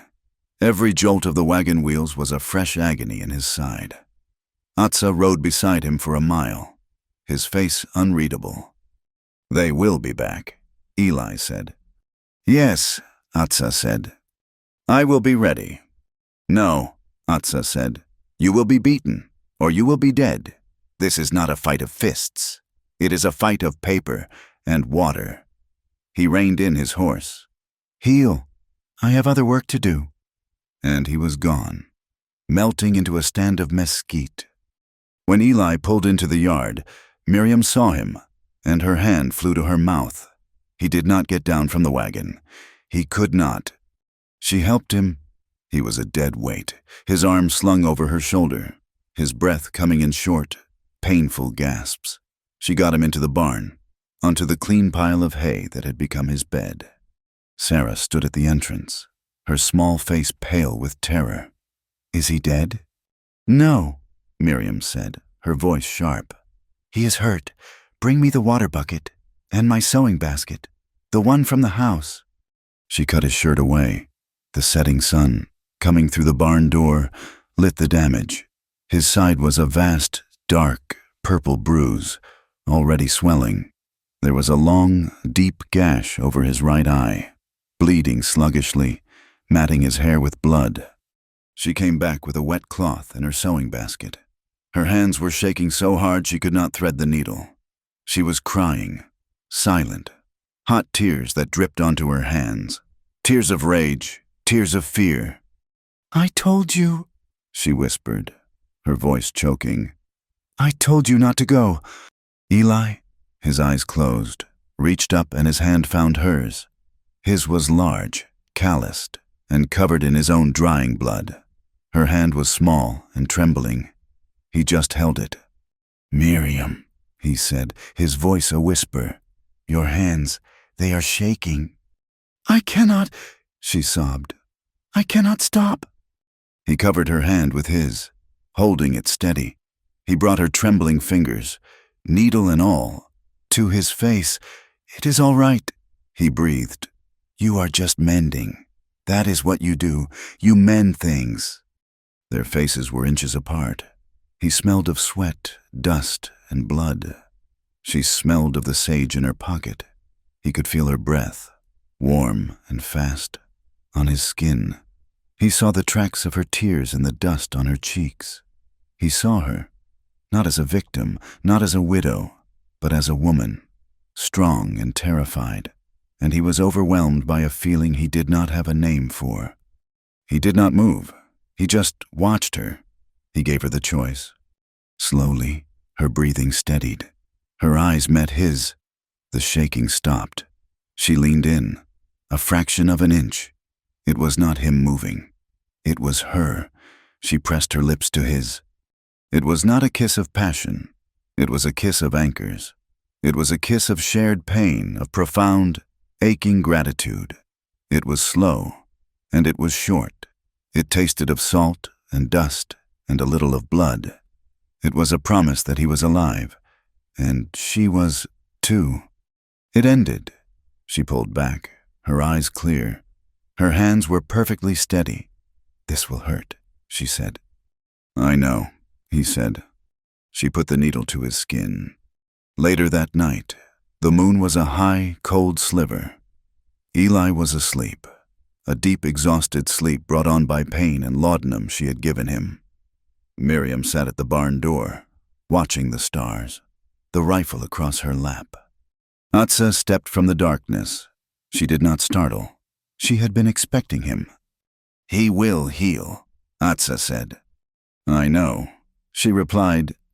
Atsa looked up at the vast, cold sweep of the galaxy. "The wind has changed. Miriam Harper, the storm did not break them. The fight did not stop them. They struck at the branches. They struck at the man." He turned his dark eyes to her. "Tomorrow, we strike at the root." The sun was a cruel, white disk, and Eli's ribs were a cage of fire. He moved stiffly in the morning light, the pain from his patched-up face and broken side a constant. Sharp reminder of yesterday. He had slept in the barn. A few hours of agonizing, shallow rest, while Miriam had sat guard at the door, her rifle across her knees. Atsa Greyhawk was there, standing by the ruined house frame as the sky turned from gray to pale, heat-blanched blue. He had returned as silently as he had left, a ghost of the desert. "You are not in any shape to fight," Miriam said. She stood by the barn door, her face a mask of exhaustion. "He will not be fighting," Atsa said. His voice was quiet, but it cut through the morning air. He looked at Eli. "The root. It is time." "Where?" Eli asked, his voice a raw rasp. Atsa just nodded toward the arroyo, the deep, dry scar in the earth that marked the boundary of her property. "Come, both of you. The child stays here." Miriam gave Sarah a small piece of bread and sat her on a crate in the barn. "Do not move from here," she commanded, her voice gentle but firm. Eli and Miriam followed Atsa. Eli walked with a painful, shuffling gait, his arm wrapped tight around his cracked ribs. They walked for 200 yards, away from the house, toward the deepest part of the dry riverbed. Atsa stopped. He pointed. "There." Eli saw nothing, just a jumble of gray stones and dead mesquite, pushed into a pile by some long-forgotten flood. "That is just a rock pile." "Look closer," Atsa said.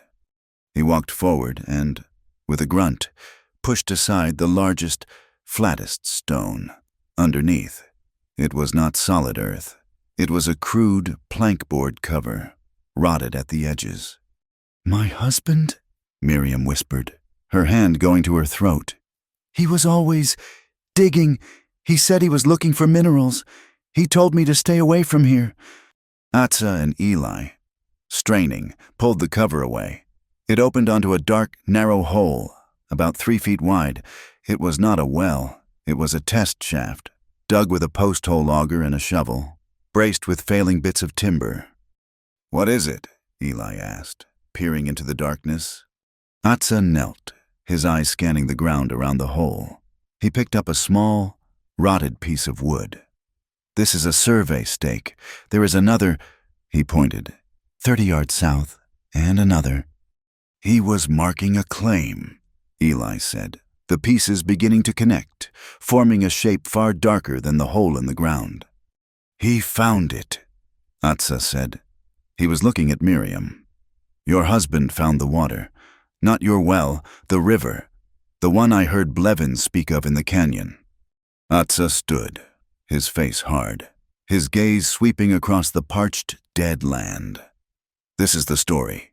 Miriam Harper, Morton, the man Blevins works for, he knew your husband was digging. He knew he found the source. He offered to buy your husband. He was a drunk, but he was not a fool. He refused." He looked at Eli. "So, Morton waited. Frank Harper's fever. It was convenient. And when he was gone, Morton made his next move. Not with a gun, with a word. With poison." "The rumor?" Miriam breathed, the realization a cold stone in her stomach. "The rumor," Atsa said. "The cheapest weapon. He poisoned the town against you. He wanted to make you an outcast. He wanted you to be so beaten, so broke, and so hated that you would sell this land for a few dollars, just to escape. The flower, Eli said, his voice a low growl. Morrison, Garrett. All of it. Atza said, a plan, a siege, but you did not break. You did not run. So he sent Garrett to escalate, to use rocks, to use fire. And when I stood with you, Eli said, his hand touching his bandaged ribs, they struck me, to remove the last support, to leave you truly alone. It has always been the water. Miriam said, she stared at the test shaft, this secret that had cost her husband his life, and her name. He is trying to steal the water. And we, Eli said, are going to give it to them, all of them. As they walked back, the logic of the evil settled over them, a heavy, suffocating weight. They were 3 people against a shadow empire. They had no proof, just a hole in the ground and a story. Sarah was not on the crate.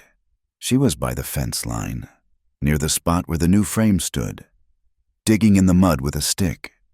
Sarah, Miriam called, her voice sharp with fear. I told you. I found it, Sarah said. She held up a small, dark object, caked in mud. It is a shiny. Put it down, Sarah, Miriam said, hurrying over. It is just trash. Wait, Eli said. He took the object from the child's hand. He rubbed the mud away with his thumb. It was a tarnished, heavy piece of pewter, fashioned into the shape of a hawk. It was on a broken leather thong. Eli had seen it before. He had seen it hanging around the neck of Blevins, the foreman, when he had come to the farm in his buggy. He was here, Eli said, his voice low. Morton's man. He was at the fence, the night of the storm, the night the riders came. Atza nodded, taking the medallion. The proof. They came to burn, but the storm did the work for them. He lost it in the mud and the dark. Now we have his mark. Eli looked at the sun. It was high. What day is it? Market day, Miriam said. But we have nothing to sell. Yes, we do, Eli said, a hard, cold resolve settling in his gut. Atza, can you get this wagon to town? I can, Atza said. Miriam, Eli said, put on your best dress, the one you are proud of. We are going to a town meeting. The town hall, which had once been a church, was packed. It was hot, and the air smelled of unwashed bodies and fear. The drought had brought them all to their knees, farmers, miners, and ranchers, all facing ruin. At the front, on a raised platform, sat Silas Morton. He was not a big man, not like Garrett. He was small, neat, and wore a dark suit, as if the heat did not apply to him. He looked like a banker, or an undertaker. He was the pillar of the community, the man who owned the mine, the bank, and, through his proxies, the saloon. Beside him sat his man, Blevins, and a nervous, sweating Sheriff Watson. Tom Garrett and his men were at the back, their arms crossed, guarding the door. The meeting was a farce. Morton was speaking, his voice smooth and reasonable. He spoke of shared sacrifice, of community. He spoke of the failing town well. He proposed a water rationing plan, one that would, conveniently, force the smaller ranchers to sell their herds, and then their land, to him, for pennies. We must all tighten our belts, he said, his eyes scanning the desperate faces. The back door of the hall swung open with a loud bang, letting in a rectangle of blinding white light. The entire room turned. Eli Rollins stood there. He was battered, his face swollen and stitched, his ribs bound so tightly he could barely stand straight. Beside him stood Miriam Harper. She was not in her muddy work dress. She was in a clean, dark blue dress, her hair pulled back. She looked not like a victim, but like a woman going to war. She held Sarah's hand, and beside her, silent and tall, was Atza Greyhawk. His presence alone caused a ripple of fear and outrage. Get them out, someone yelled. This is a meeting for decent folk. Tom Garrett started to move toward them. You are not welcome here. Rollins. We are, Eli said, his voice loud enough to fill the hall. He stepped inside. We are ranchers. We are citizens. And this meeting is about our water. Sheriff, Morton said, his voice mild. Control this, please. Watson, his face pale, stood up. Now, Eli, this is not the time. We are discussing policy. You are discussing theft, Miriam said. Her voice, clear and strong, stunned the room into silence. She let go of Sarah's hand and walked, alone, down the central aisle. The crowd parted for her as if she were a leper or a queen. She stopped 10 feet from the platform, facing Silas Morton directly. You have all called me a poisoner, she said, her voice not wavering. You have listened to the whispers. You have let my child go hungry. You have watched my house fall. She pointed a finger, not at Garrett, but at Morton. And you started it all, because you are a thief. A collective gasp. Morton simply raised an eyebrow. Mrs. Harper, your grief has clearly unhinged you. You want my land? She cried. You want it because my husband found the water. The water you now pretend is gone. The room erupted. She is mad. Blasphemy. Garrett moved forward, grabbing her arm. That is enough, widow. Get your hand off her, Eli said. He was there, his hand on Garrett's wrist. In the same second, Atza moved. He was no longer at the door. He was at the platform, and he threw the tarnished hawk medallion onto the table in front of Blevins. You lost this foreman, Atza said, his voice cold. On her fence, the night you came to burn her out. Blevins' face went white. He stared at the medallion as if it were a snake. Morton saw it. He saw the medallion. He saw Blevins' face. He saw the mood of the crowd, which was no longer just angry, but confused. You accuse me. Miriam's voice rose above the din. You say I am the liar, then let us have a test. You are all worried about the town well.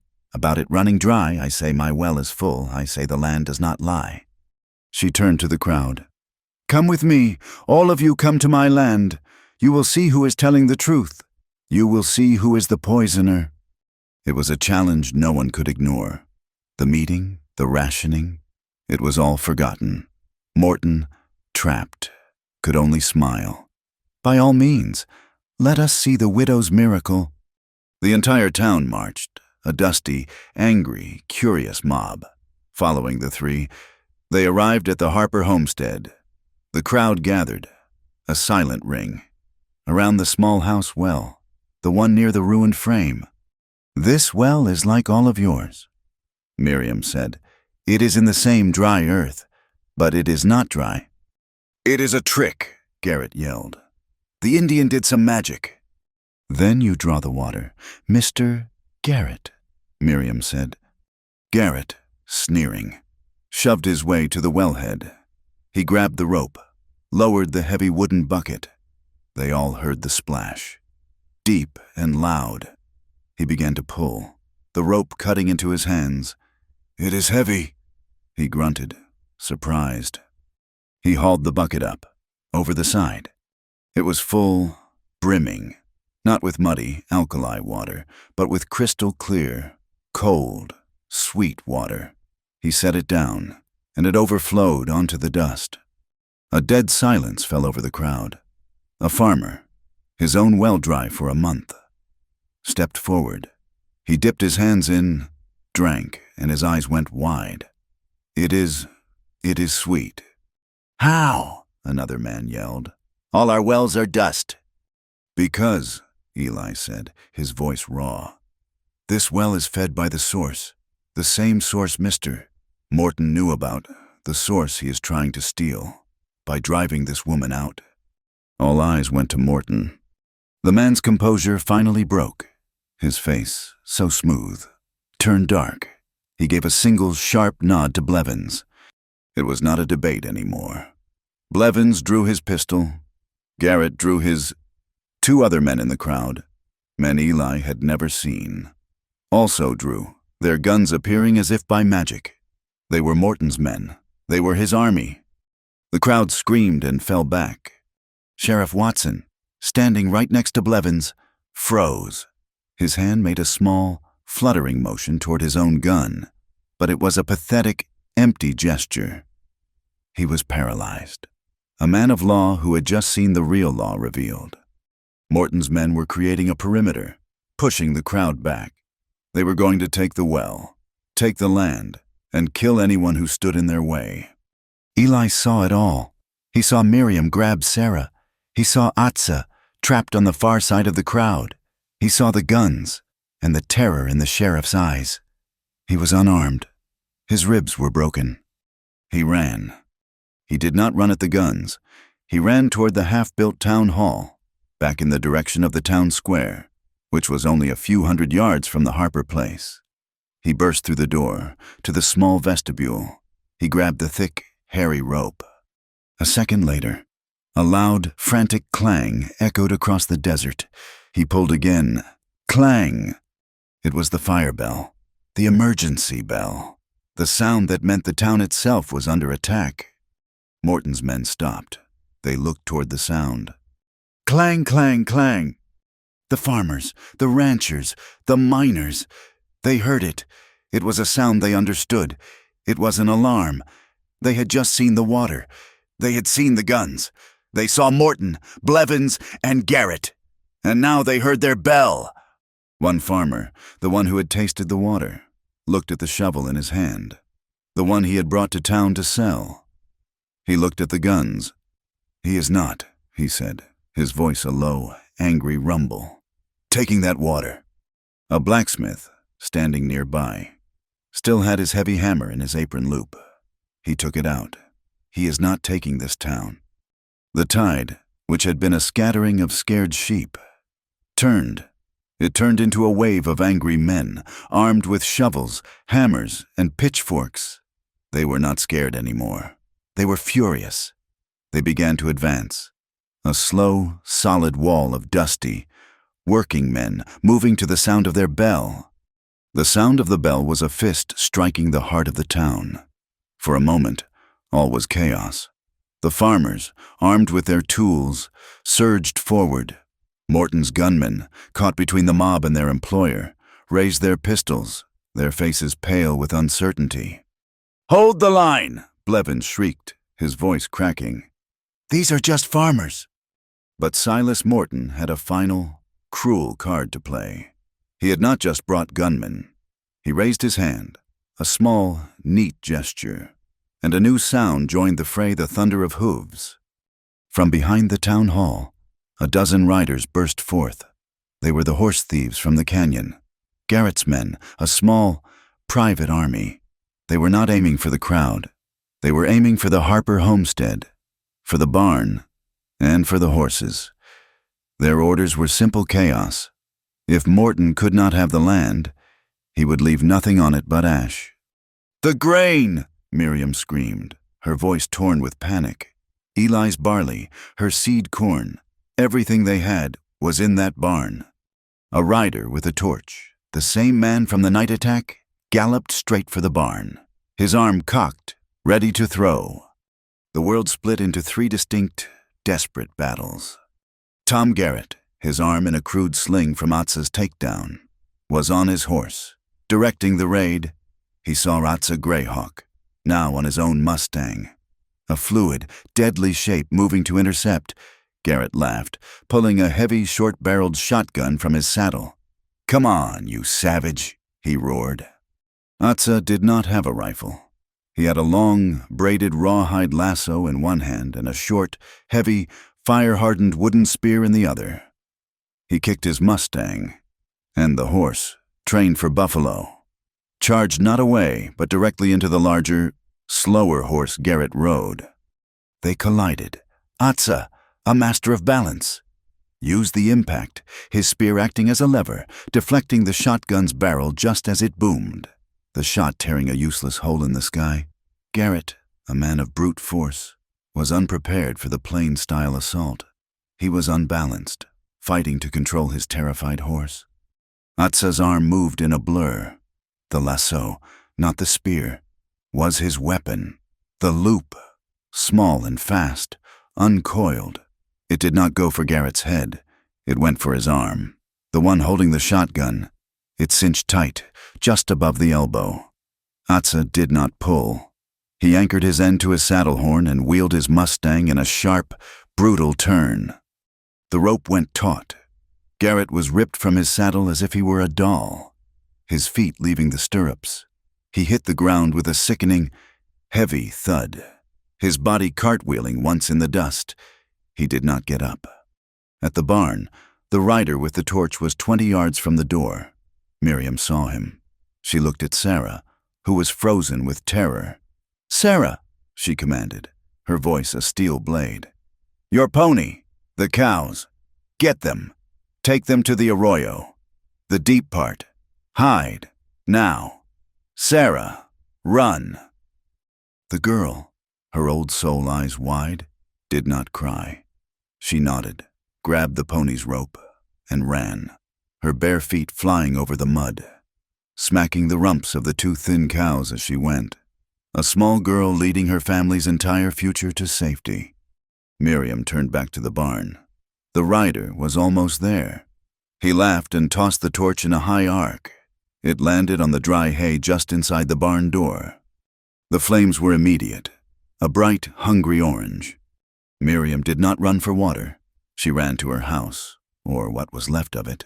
She grabbed the 2 oil lamps from the floor and the heavy, half-rotten quilt from her ruined bed. She ran back to the well of clear, clean water, and plunged the quilt in, screaming as the freezing water hit her hands. It became impossibly heavy. She dragged it, her back and arms straining. To the barn, she threw the sopping, heavy blanket over the burning hay, a desperate, smoking, hissing wall. The fire, starved of its tinder, faltered. She ran back for the lamps. While the battle for the barn and the battle on horseback raged, Eli, his ribs screaming, his breath of fire in his lungs, saw Blevins. The foreman was not fighting. He was running, clutching his leather satchel, trying to sneak away in the chaos. He was running for his horse. "No," Eli gasped. That satchel. It was the proof. It held the maps, the ledgers, the whole dark, neat accounting of their plan. Eli ran. He was not a fast man, not now, but he was a desperate one. He cut Blevins off, tackling him at the edge of the newly watered garden. They fell, hard, into the mud, into the furrows where the corn seeds were just beginning to swell. Blevins was a rat, a creature of paper and spite, and he fought like one. He clawed at Eli's face, his knee driving into Eli's broken ribs. Eli roared, a sound of pure, animal pain and rage. He did not fight to win. He fought to hold.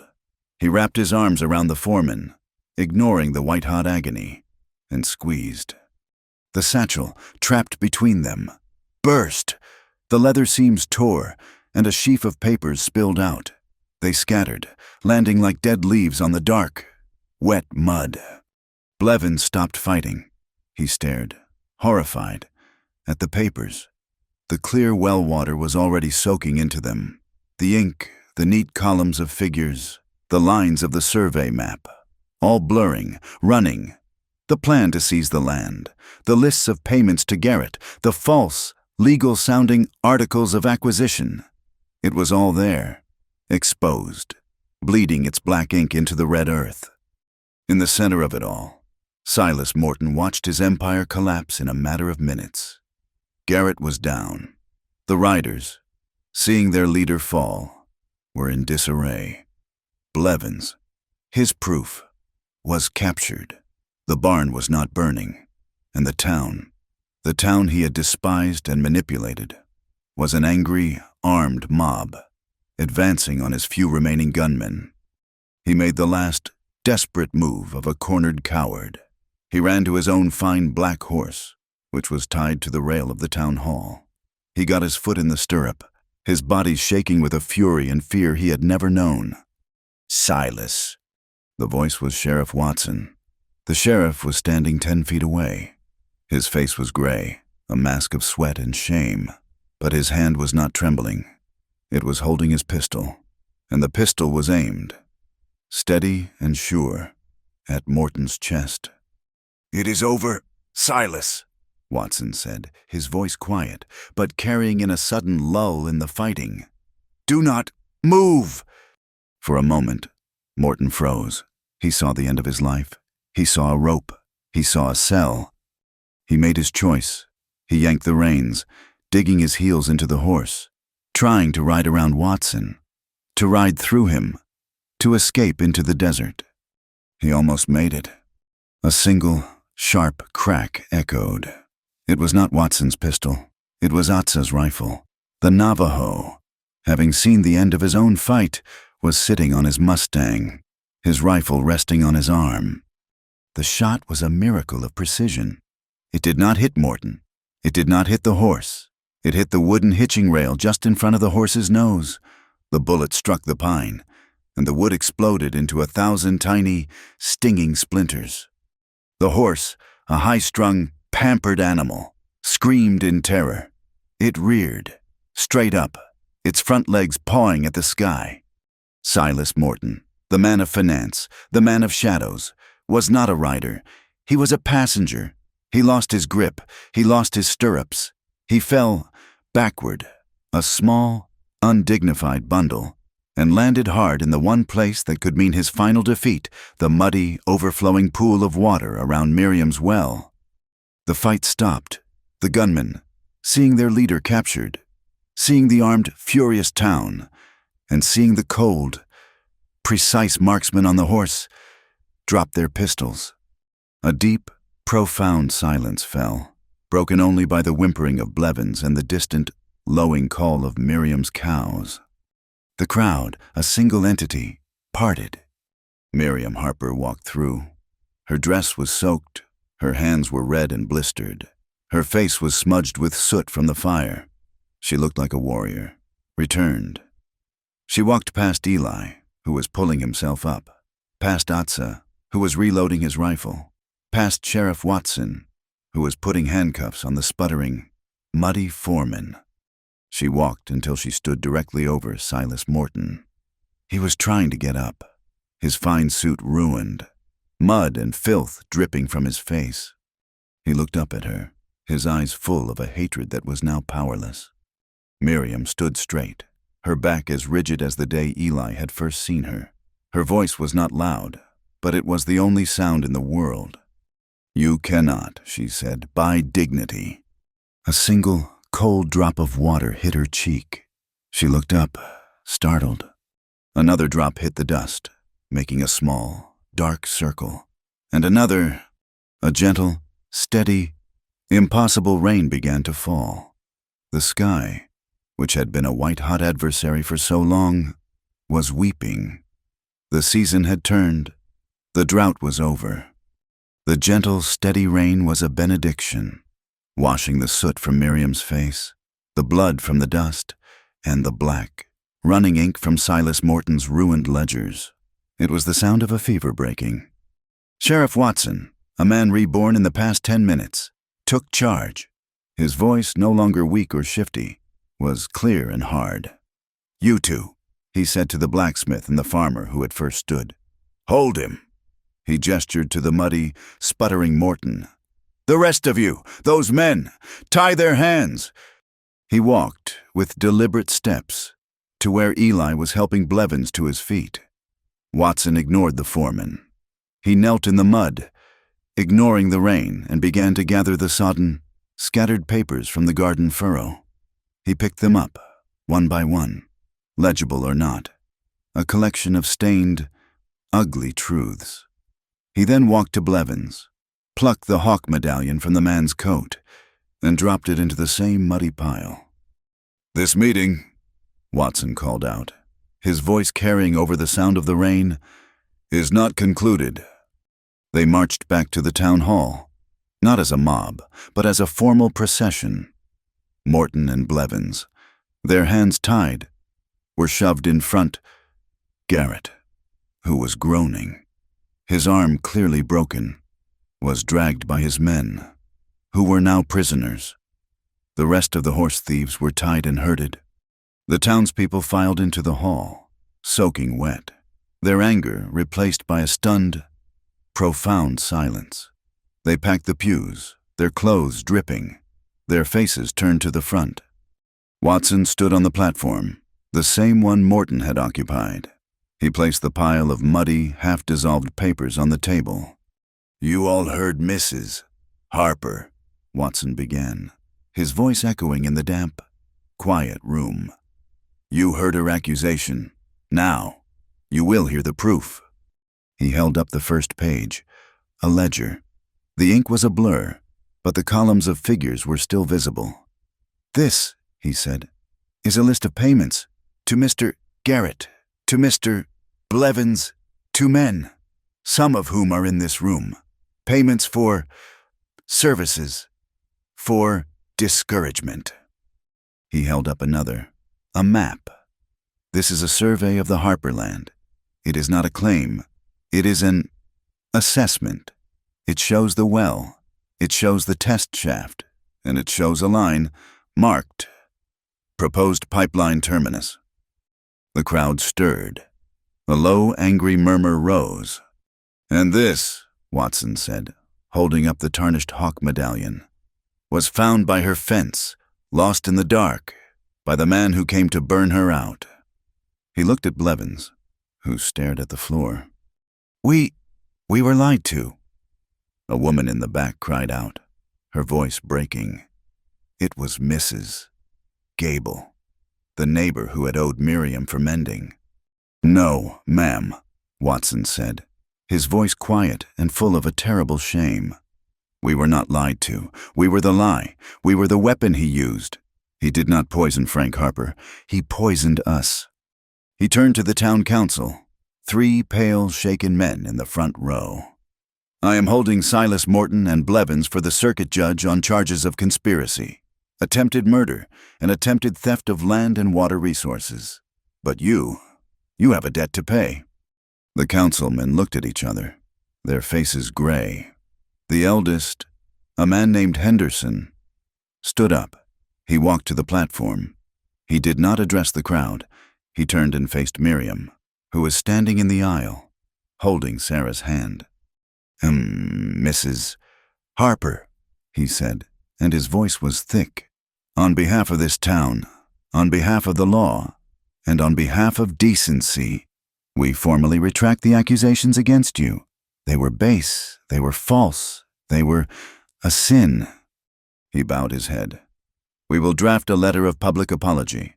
We will restore your good name, though it is we who have lost ours." A new voice cut through the silence. Chester Morrison. He was standing by the door, his hat in his hands, his face a picture of misery. "Words," he squeaked, "are not enough. The lumber, the nails, the glass, everything, to rebuild your home. It is free. It is from my store. No charge, ever." The blacksmith, his heavy hammer still in his loop, stepped forward. "And my arm, my day's work, it is yours, ma'am, until the roof is on." "And mine," the farmer who had tasted the water said, "and my son's." The room, which had been a mob, then a congregation, now became a team. The town, in a single unified act of atonement, offered its hands. The next days were a blur of clear skies, the smell of fresh-cut pine, and the sound of hammers. The rebuilding of the Harper place was not a job. It was a ritual. The men who had whispered about Miriam now worked, side by side, raising the new frame, the one Atza had designed. The women, who had crossed the street to avoid her, now brought hot food, coffee, and blankets. Miriam did not direct. She worked. She hammered nails alongside Eli, her hands, no longer shaking, becoming as calloused and as sure as his. Tom Garrett was not part of the rebuilding.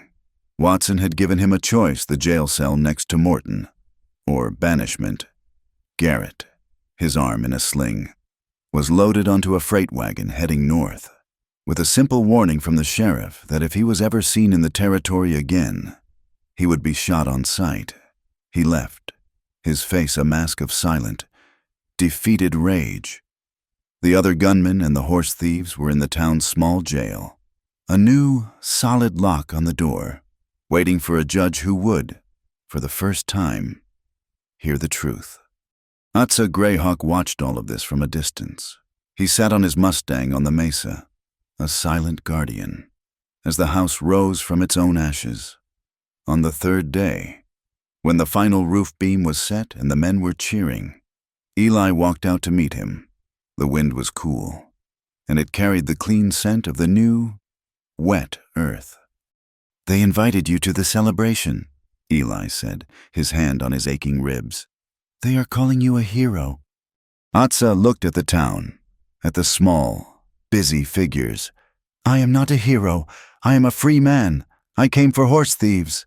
I found a man who steals water. The horses are returned. The water is free." "You should stay," Eli said. It was not a request. It was a statement of fact. "This land, it owes you. We owe you."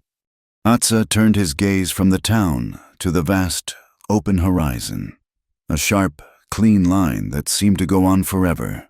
No one can owe freedom. It only calls. The wind does not stay in one house. He looked at Eli, a rare, small smile touching his lips.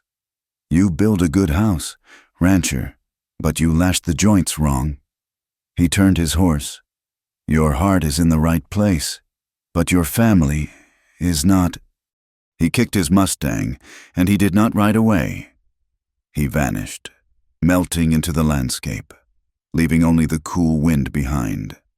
Eli stood there for a long time. "Your family is not." He walked back to the house.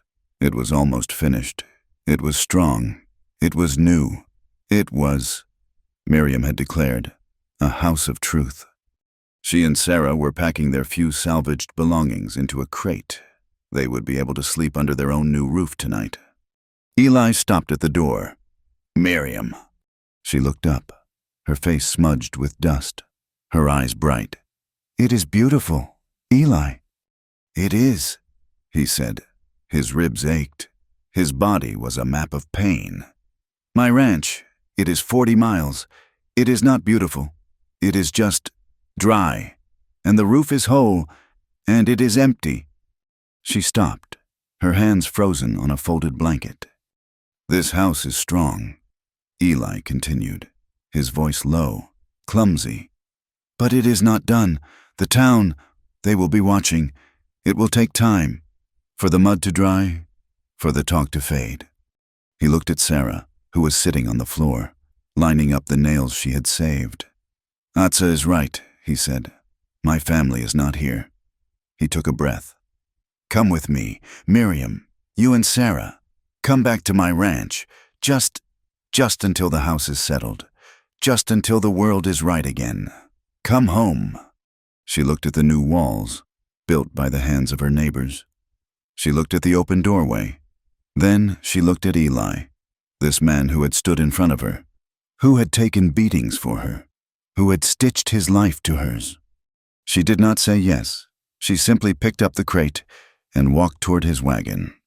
The first night at his ranch was quiet. The silence was deep. Not the brittle, empty silence of Dry Creek, but the rich, living silence of the high desert. The next morning, Eli, his arm now in a sling, took Sarah to the small, empty corral. Her pony, which Miriam had insisted they bring, was looking thin. "This is barley," Eli said, pouring a small amount of the grain he had fought for into a bucket. "The best kind. You feed him every morning, and you ride him. A horse needs a job." He spent the next week teaching her. He taught her how to hold the reins, how to sit tall, how to use her heels. The pony, fed on good grain and kindness, began to change. Its coat grew glossy. Its eyes, once dull, became bright. On the 7th day, Sarah was riding in a small circle, her small back straight. "Now," Eli said, "let him run." She kicked the pony's sides. It broke into a small, clumsy, joyous trot. And for the first time since her father had died, for the first time since the world had turned old and gray, a sound came from Sarah's throat. It was not a word, it was not a cry. It was a high, clear, silver sound, a peal of pure, childish laughter, ringing out across the empty ranch. Miriam was on the porch, mending Eli's shirt, the one she had cut from him. She heard it. Her hand stopped. Eli, standing by the corral, heard it. He turned, and his eyes met hers across the yard. That evening, the world was painted in shades of purple and gold. The drought was a memory. The air was cool and smelled of sage and wet earth. Eli and Miriam stood on the porch, watching the last light fade. "It is a good sound," she said, her voice quiet. "It is," he said. He was standing close to her. He was not touching her. He was still in pain, and he was afraid. She turned, and she closed the small gap between them. She did not kiss him. She laid her head against his chest, on his good side. She just leaned, letting him take her weight. He stood, rigid, for a long second. Then his good arm came up. It wrapped around her waist, holding her, pulling her close. His body was warm, and it was solid. They stood, a quiet, two-person skyline, breathing in the same clean air. They did not need to speak. They were home. Back in Dry Creek, the town council met again. The mood was sober. They were not discussing apologies. They were discussing the future. "The test shaft," Henderson said.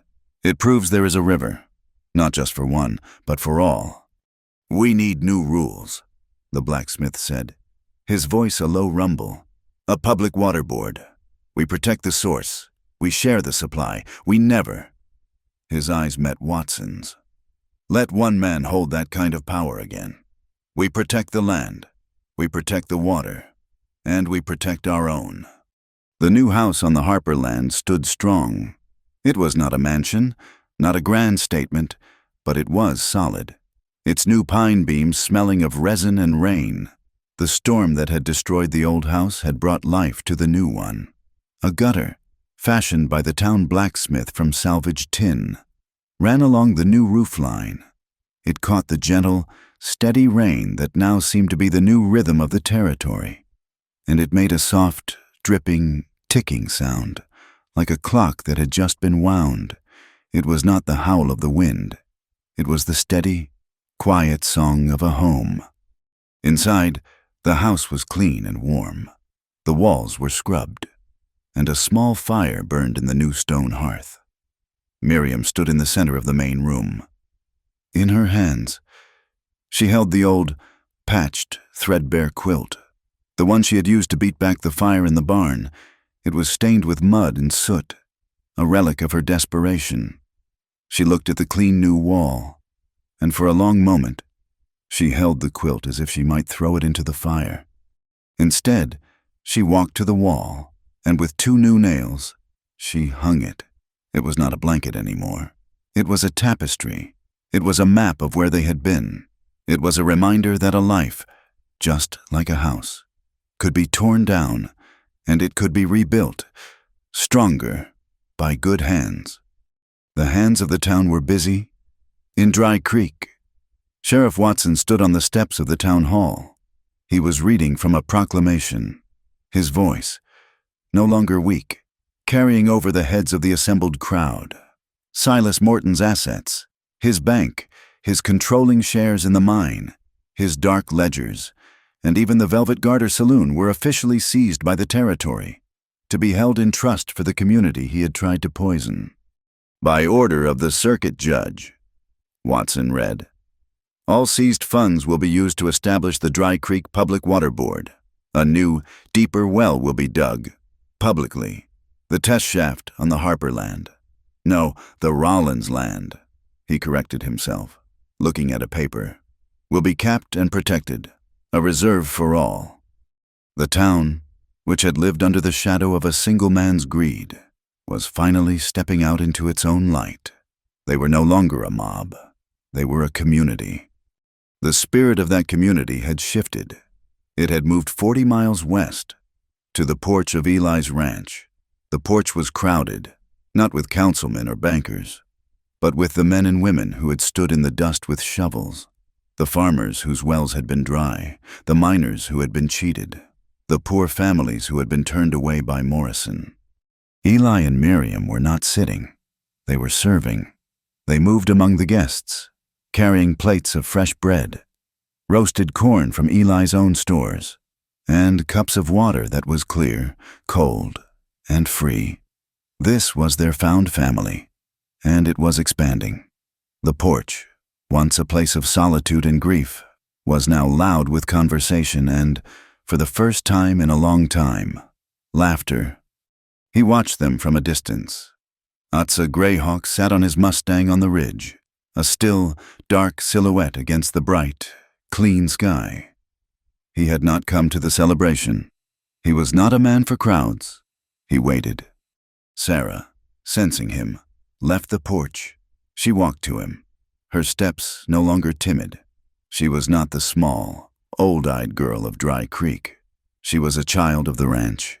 She stopped at his stirrup. He did not dismount. He looked down at her, his face, as always, unreadable. From a pouch at his belt, he took a small object and pressed it into her hand.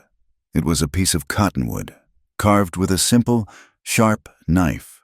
It was an eagle, its wings spread wide, its head turned as if listening to the wind. It was smooth, and it was warm from his hand. "The eagle," Atza said, his voice a dry rasp, "flies higher than any other. It sees the truth from above." He touched the carving. "It always returns to the nest." He looked her in the eyes. "Fly high, little one, but remember the way home." Sarah closed her small hand around the gift. "Thank you," she whispered. Atza looked past her, toward the porch. He saw Eli, who had stopped and was watching. Eli raised a hand, a gesture of thanks, of farewell. Atza gave a single, slow nod. He turned his horse, not back toward Dry Creek, but east, toward the rising sun, toward the open, endless plains. A free man, he thought, leaves footprints that require no one's thanks. He leaves a world that is better balanced than when he found it. And then he was gone, a part of the wind once more. That night, the guests were gone. The ranch was quiet. Eli and Miriam sat on the porch, in the same chairs, watching the stars, which were brilliant in the newly washed air. The silence was comfortable, full. "He is a good man," Miriam said, her hand touching the pocket where she had put Sarah's eagle for safekeeping. "He is," Eli said. He was quiet for a long time.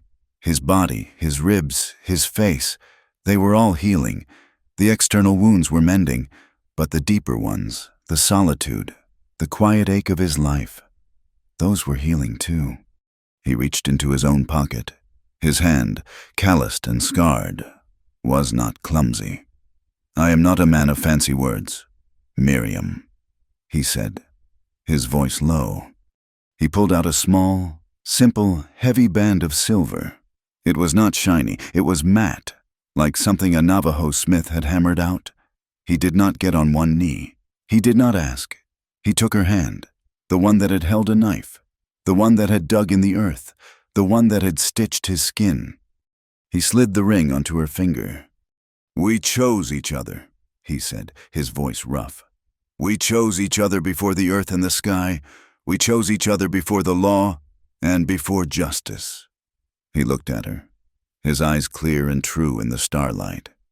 This is just to remind us of the choice." She looked at the ring. She looked at his face. She did not cry. She leaned over and pressed her lips to his, a kiss that was not like the first one. This was not a kiss of pain or gratitude. This was a kiss of beginning, a promise. The story was over, but the life was just starting. He had ridden into town for grain, a simple, solitary act. He was a man with an empty wagon, driven by the drought. Looking to save his own small world, he had left town with a promise, a family, and a future. And the town of Dry Creek had been starving. Too, it was dying of a thirst for decency, for courage, for justice, because one man had placed $2 silver on a counter, because he had refused to look away. The town, too, had been saved. It had stepped out of its own darkness. The next spring, the rains came, steady and sure, in the small garden patch by the new house, the one they had dug in the mud in desperation. A miracle was happening.